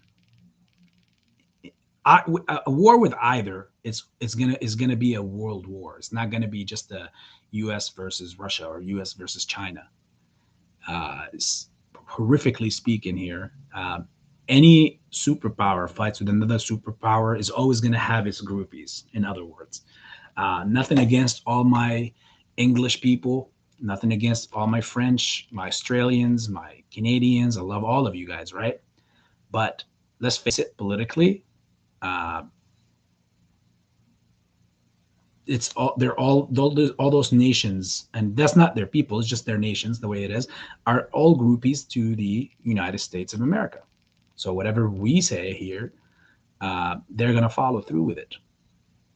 Not so much France anymore, maybe, because they've been taken out of that realm and they've been angry. Why are we supplying? Why was England and the U.S. talking behind them, because they thought that they were part of the allies, that they should be included in all meetings, but the British and the Americans, they talked with each other and they decided that it was best to supply Australia with nuclearly powered submarines. So when that was given, and this was a little while ago too, like months ago, not just recently. So with that being said or done, the French was like, why were we not updated about this? I thought we were all on the same page. But let's just, like I said, face it. If the U.S. goes into war, you're best believe that Canada is going to be a part of that war on the U.S. side. Australia, England, that's just how it is. But that does not mean on the other side they're not going to have, as we were speaking today, as I was talking about this, you had India and China. I'm sorry, India and China have their differences. They're always battling each other out on their borders. Stupid, petty stuff that they're fighting amongst themselves about. But they haven't taken it to the next level of war, like, a major war yet, because they know they're both superpowers that just can't. So today there was representatives from the U.S., Australia, Japan, and I'm inclined to say, oh yeah, and India, and I want to say South Korea, but I am not 100% on that. But the other nations I just mentioned, they all were meeting, and we were talking earlier today. Um, I can only imagine about more help situations, because again, India being not friends with China is to our best interest, because they're bordering China. So and China and India, without them being friends with the U.S., they're not. I'll be honest here too. They can't match the might of China on their own. Now that China is doing stuff with Russia and their friends, as you can see, when superpowers go to war with each other, it is not going to be a one nation thing. Every nation from around is going to have something to do with it, whether they like it or not. They're going to be drawn into it. And it's unfortunate, because obviously majority of the casualties are going to be the citizens who are free from all this madness. It's just a bunch of people sitting on top. They can't, they do shit to hurt each other's, and the overwhelming majority have to pay the price for that. I'm going to go out on a limb and tell you guys, I don't hate anyone. I don't have anything against any Russian. No Russian did anything to me. I don't have anything against an Indian. I don't have anything against a Chinese. A person from China, better term. It's just the leaders, doing what they're doing amongst themselves. And I understand each person, you don't approve here, we don't approve of them having a communist way and whatnot. But man, this is going to get political no matter what. But I'll just put it this way, and I'll end it right there. I'll cap it right there, so we don't just dive into a political conversation even further. We just got to learn how to get along and respect other people's ways of doing things. If someone is oppressed somewhere, they know what they have to do to leave, do their best to get out of that and go somewhere where they're valued. So yeah. I mean, technically, if the US wants to hurt China, all they got to do, them and the allies with them. I mean, you know how much free land is up in Canada and all that stuff. Um, I mean, they can literally say, hey, they send out a motto. All Chinese citizens, if you're oppressed where you at and you don't like it, come here. Do you know how much that will hurt the Chinese government? They need every tax penny they could get, or one they can get their hands on. Uh, Imagine if that's a war strategy where you take their population away from them, better alive, obviously, than dead over there, and they lose that way. So again, that's creative thinking, I guess, to how to avoid a war but win it.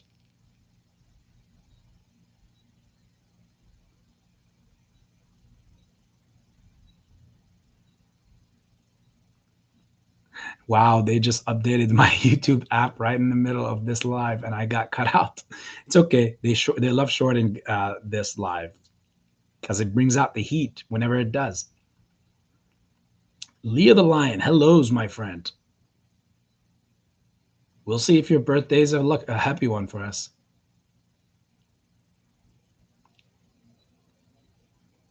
Luna is in here as well. Who said Luna was a dead cat? She's in here. Just kidding. I know what we're talking about. Um, I know you heard your name. Yes, I did. I think I said it over 3 times. That's why she appeared.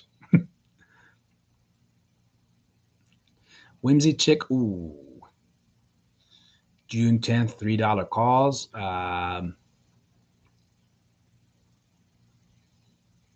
Yeah. Fidelity and TD Ameritrade is routing your orders to Virtue and Citadel. Even though you do a limit order, it has to go directly to IEX. See, guys? So it's not only Robinhood or Webull that is doing that shady stuff.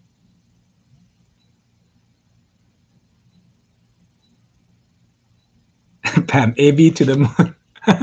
With you guys, I don't want to go there by myself. That would be a scary sight. Out of my luck, it would not be a very happy and lovable alien like ET that would be up there. Out of my luck, it'll be the one from Prometheus.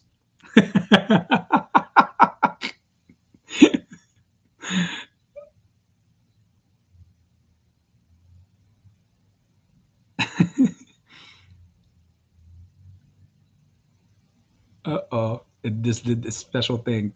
Again, let me go back. Okay. No, I think I got myself back. Yeah, I got myself back.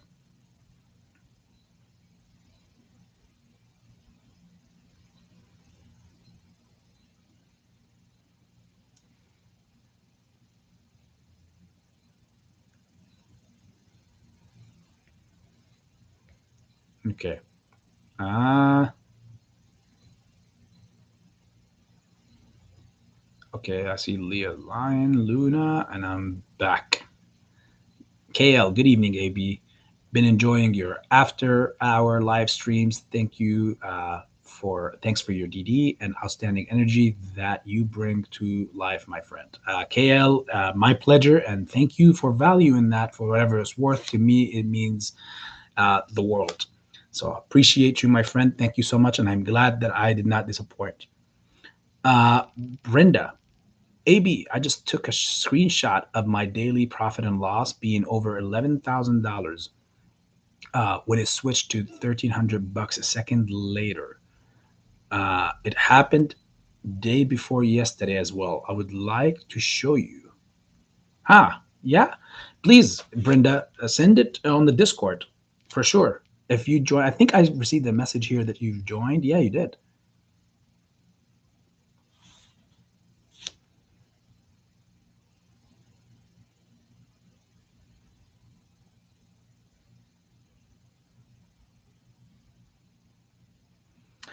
Okay. Hold on. Let me see the numbers. Profit and loss minus 6.55.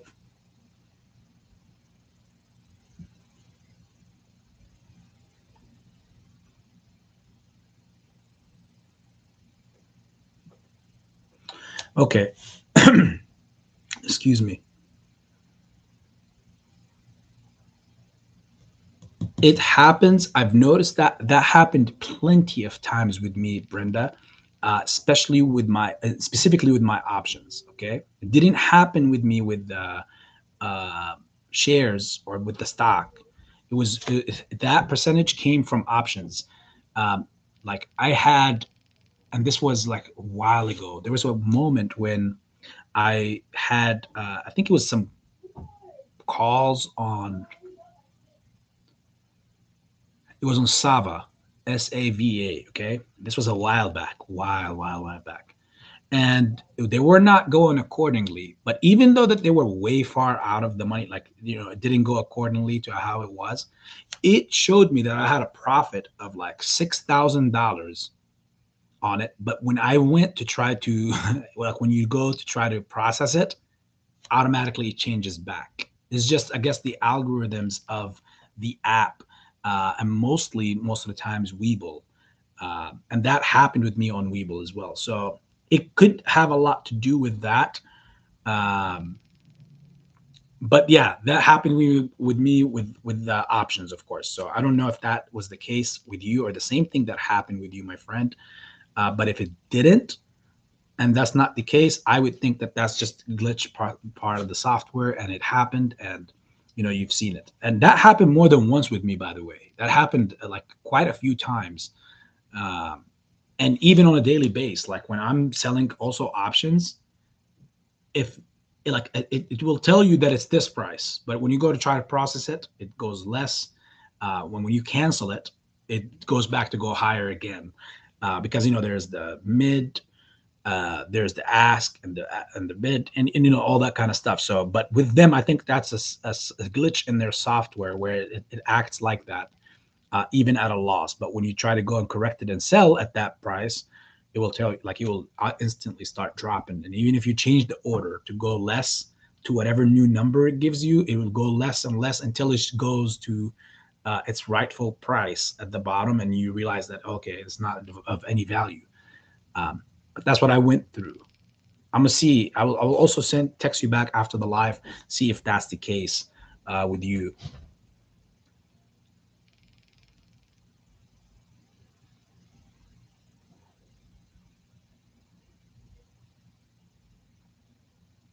That's such a bummer, right? Because you get so excited, and then you see something like that, Brenda, and then it's like, ah, are you kidding me? Like it's just, ugh.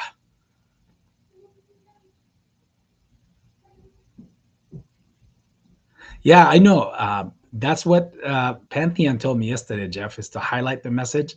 But then you forget about it as you're going. Okay.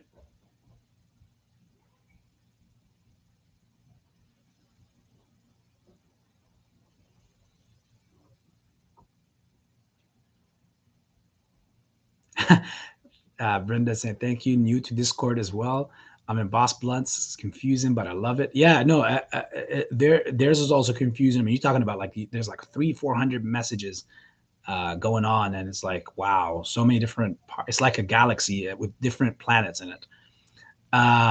Okay, so no to TD Ameritrade. Okay, I see. I'll do some SNDL with you, AB. Okay, folks.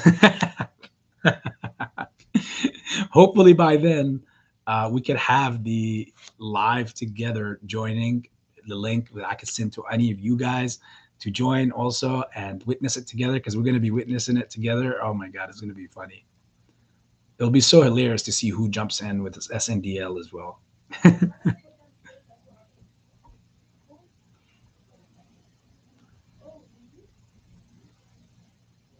Jeffrey said, did you see Black Sky soared up almost 98% in regular trading hours and up more than 5% in the after hours? Was that one of the, let me see. There was two stocks that I've seen today that, um, yeah, Black Sky I did see. That was one of the two that I was talking to you guys about. Uh, the VG FC, which is basically, I think it's a food company. Let me see. But as we can see right now, it is up another 5%, but it peaked out much higher. Like it closed at 29%, 29 cents, 29.50, which is 119% to the upside. But it at some point it was even in the 40s. So it's like 250% at some point. It's consolidating now, as I can see, trying to move back up. But again, you guys got to watch out from this stuff. Because again, I personally think that all these are like all pumps and dumps.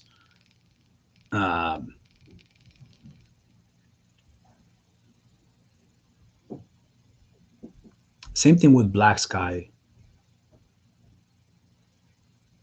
Yeah, I don't see anything special. I think this is going to be a trend stock. It's going to do the same stuff. Like it could be, moving up, and it could go back down and then go back up again. But I wouldn't hold it to kind of like a YOLO kind of thing. Watch out. Look at this. The best example for Tether Luna that I was telling you guys about earlier is GNCA. Remember yesterday I told you that it dropped like catastrophically, and it announced that it is closing its doors and is going to liquidate everything, and it's going to be off listed from the NASDAQ. It still today had a 51% move to the upside, right? Even though that the whole world is crashing, but the people that came in and got it at that low of the close yesterday, they're 51% richer if they sold today, right?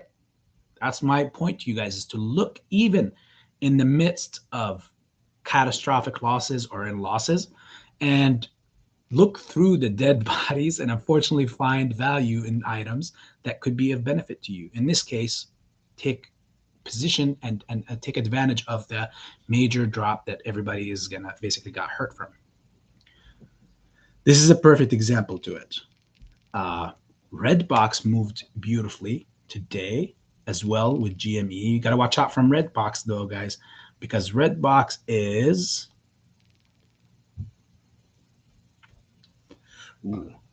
like Redbox. It's on its next leg up toward the move, and its resistance is exactly in the 850 zone.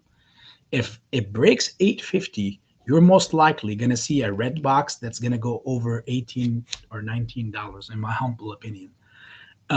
If it doesn't, if it meets the 850 and drop, or if it doesn't even get to it and drops regardless, then you're looking at a leg down again to possibly somewhere in the 4s and the 3s.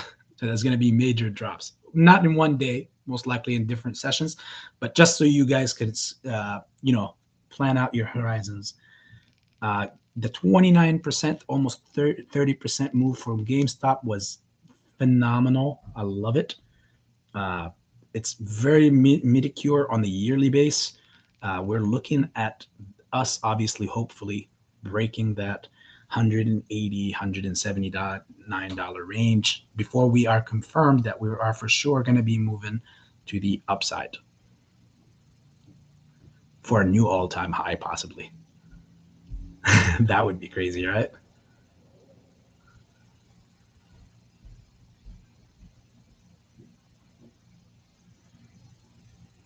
Yeah. Yeah. We need to break 180 to confirm that we are changing the whole trend of the downfall on the year to a breakout from that, and possibly moving so that we can move toward the next a new all-time high. Could this the first leg be the first leg or the beginning of that? We will find out. Joe, okay, is AMC ever going to gonna go boom? Joe, I'm gonna tell you this. If you're in AMC, it's a little too late in the movement for you to ask that question. But if you're not, then that was a good try. Like, yes, personally, again, I'm pretty sure you haven't got in just to wait for me to tell you yes or no, but I personally think yes, that we are going to boom. On that note, just one moment, guys.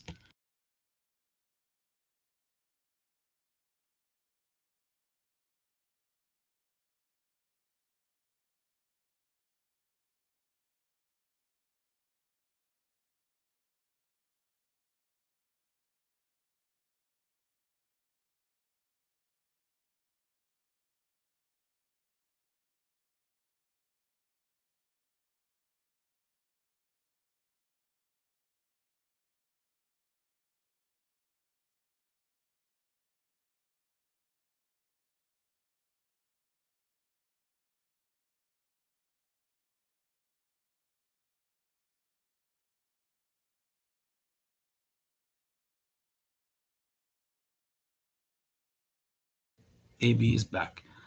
Sorry, send this message. Uh, where am I? Right here.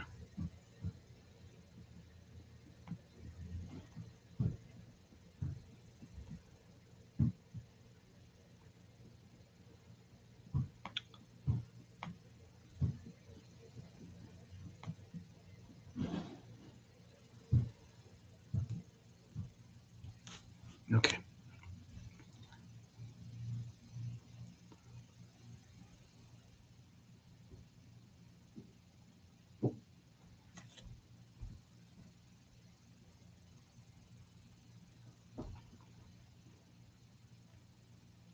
Ah, there she is. Yes, Mrs. Tahiti, you're right.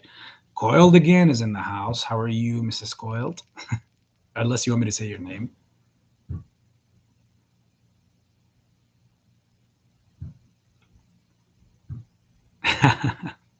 Yeah, she was coiling something somewhere else.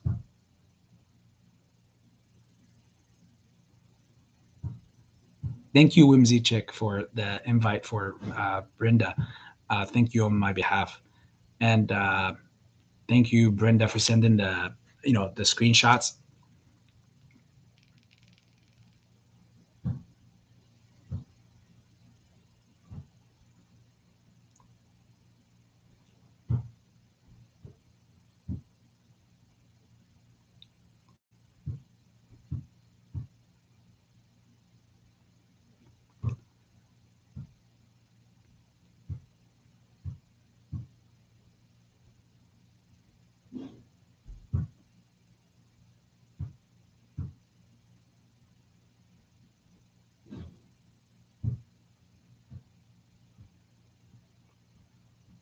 Um, at Coiled again. Please message AB. Important. He checks his Discord message. I'll send the same messages to you. Um, was it the same, Brenda? Was it about the change in the numbers and stuff, or is it something different?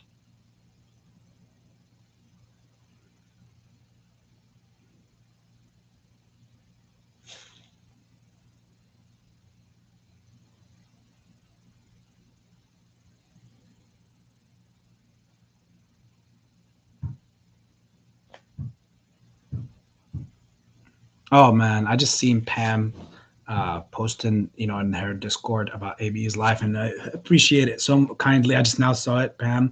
You're just so amazing. Thank you so much.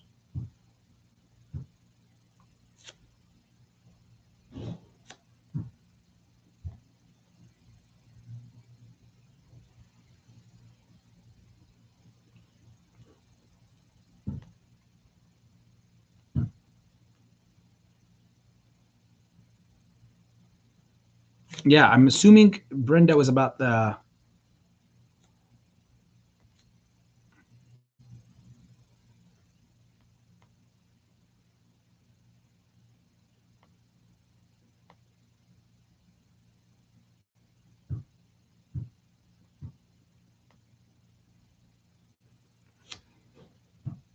Yeah, I'm assuming it was about those pictures. Hopefully, I addressed it, Brenda. If it's anything else, please, shoot away or fire away at any given time. Yes, Mikey, I am 20 minutes behind. Dana Young, sorry if you probably already also left. I'm just not seeing all of my beautiful people in here as well. Sorry, I was behind, but I had to address things as we go. Um,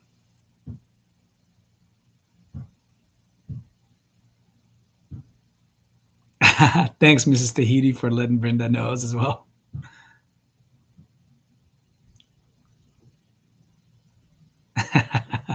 Thank you, thank you. Um, okay. Wow. And you don't do options. That has to be a glitch. But since you took the screenshot, that's an interesting one, Brenda.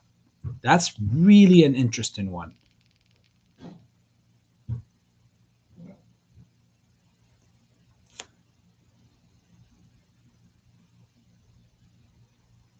Wow. I'm looking at those pictures again.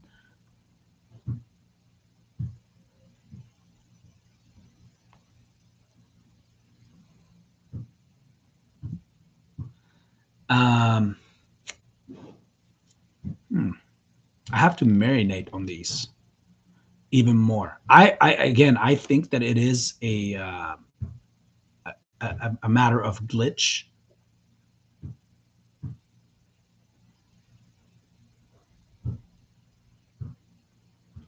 I mean, again, I definitely yes. Mrs. Tahiti even said on here that it's not a coincidence, and I know it's not a coincidence. Um, but I believe it is a glitch because I mean, the truth of the reality is they can give if you call the broker again it's your business, Brenda, to announce what broker you're with, so I don't want to expose anything for you. It's up to you. But if you contact them and you say all this stuff, I'm pretty sure they're gonna first try to act clueless, like they don't understand. I'm pretty sure they will, and I'm pretty sure they're gonna give you something along the lines of glitches happen from time to time, but that's good. I think you need to have them on record. There's those applications that record your call in the background. You can download it from the smart from the application market. So download it and give them a call and have it working in the background to record all that. It wouldn't be a bad idea to see because at the end of the day, if they tell you this was a glitch, um, I mean, what is going to be your next move? It's going to be okay. You either have to take it for its face value, or you would have to, let's say you get more aggravated and you want to go and act on it, and you file a suit or anything. Obviously, you'll have that call in the background. But what this also says, the third case scenario in this situation is if it's neither this or this, it could be that, hey, I remember today Boss Blunt's mentioned something on his live stream when he said that he saw somebody in a think tank that sold a fraction of GME at $4,000 or $5,000 periodically, and it might have been one of those moments where the algorithms or the system didn't have the shares necessary, so obviously the price surged in its own world on the backstory, like the second set of books, I guess that some people call it that. And what happened is it reflected up on the price, and next thing you know, you saw it. But now, if all your investment, that only applies if all your investment is just one stock, since you're not doing options.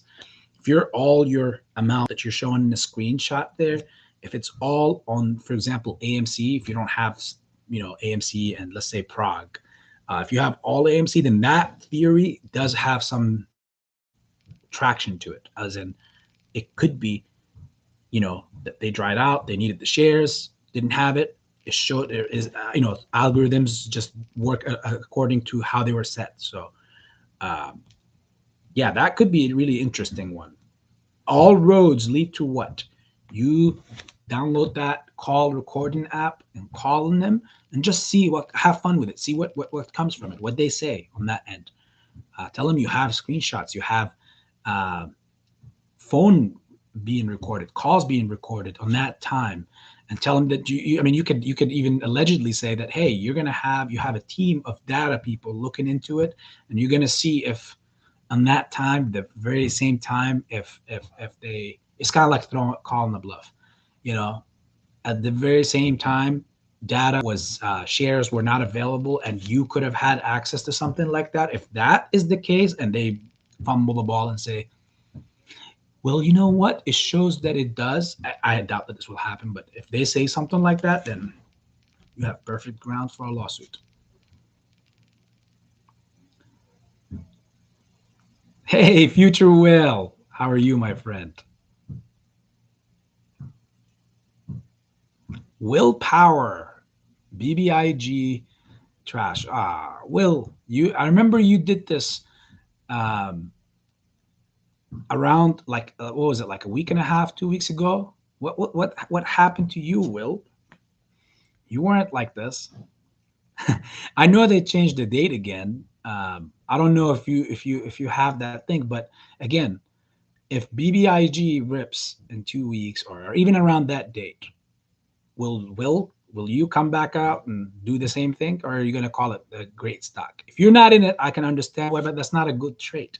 You know, um, obviously there's a lot of family members in it, a lot of people in it, so therefore wish everyone the best. Their best interest is your best interest as well. If they're strong because of BBIG and they have positions in AMC and GME, guess what? That only further strengthen their position in those stocks and can keep them afloat so that they don't have to go to those positions and deplete them for money. So if you're a big AMC or a GME fan, you just don't like BBIG, that's fine. But don't discourage everyone else or anyone else that's in it, because they're in it. Like if they get catastrophically screwed up on that, that will come back to touch you, and indirectly through your share. Because if they get obliterated and they need money, times are tough, and they're forced to go. I know some people that were forced to go to their positions and liquidate some of it. That indirectly also hurts you. So much love to you, Will. Uh, but again, I don't bring anybody down, no matter what position, not how I feel about their stock or their trading strategies and whatnot. In fact, I root for them, because at the end of the day, I'm investing in BBIG. They're investing in BBIG, and we're closer to being your friends and family than the other side that is out there to destroy me, them, and you. So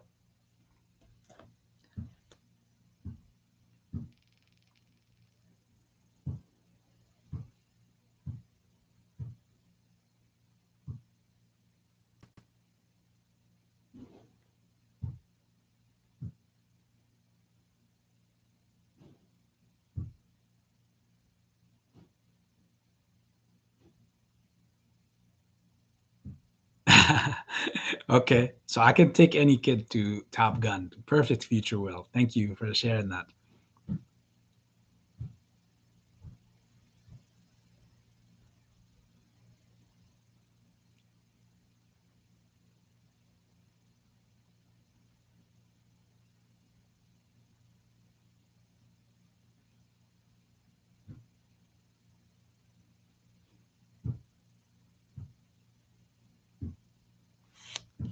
Yeah. Thank you, Brenda, again, and Pam, both of you guys. You did this. Uh, I mean, I can run out of words, and I can't explain exactly, because again, when people show me love, um, I tend to have that syndrome of over showing love back. There's no such thing as over showing love, but in my case, it applies.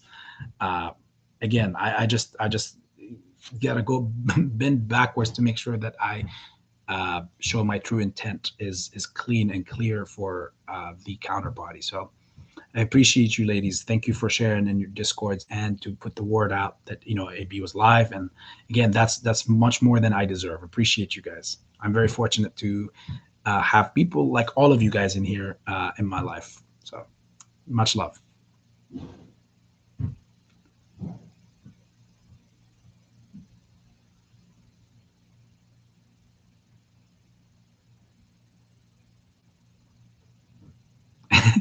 Brenda's like, hey, B, of course the broker will say, duh. I will call and record, sir. I know I can't do nothing. Just thought it was strange. It definitely is. No, you're 100% correct. It is definitely very strange. Uh,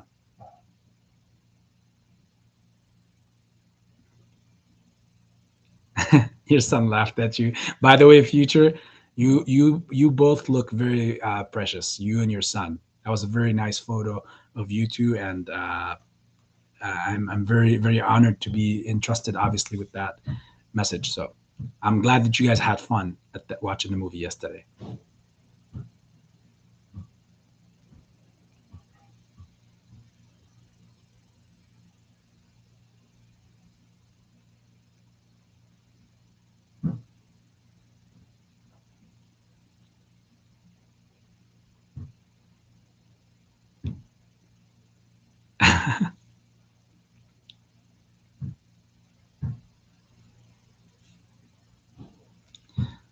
Well, um, ladies and gentlemen, it is around that time, and I can see we've been here airing for 4 hours. Wow! Again, yet again, I didn't feel it felt like 5 minutes or 15 minutes. To be honest, 20 minutes, but instead it's four. Um, I appreciate and love all of you. Past this point, whatever we're going to talk about is obviously going to be on the Discord. So again, if you haven't joined, if you're out there, you haven't joined, please join it. Again, it's free. The links are throughout the live chat. Um, I want to basically say thank you to all the people that that one attended the chat, and two that even showed all this love and obviously in for no return and no need to even. Uh, it's special. It's special. Thank you guys. I don't know how to react to it because there's no words that can explain it. But one thing I can tell you guys uh, is our time is much closer than you may think, and may the Lord, just may the Lord, um, uh, Ilhas, yes. Will AMC squeeze? I don't know. Maybe. Hopefully soon. But yes, with that being said, guys, I love you all. Thank you so much for all the support and for joining. And I'm going to see you guys on the Discord. Um, I'll see you on the battlefield tomorrow as well again. And if anything else, Tell Dog is here as well. The Discord is there. Fire your questions, whatever you want, and just come and show some love and join the family. And yet again, much love, AV Investments.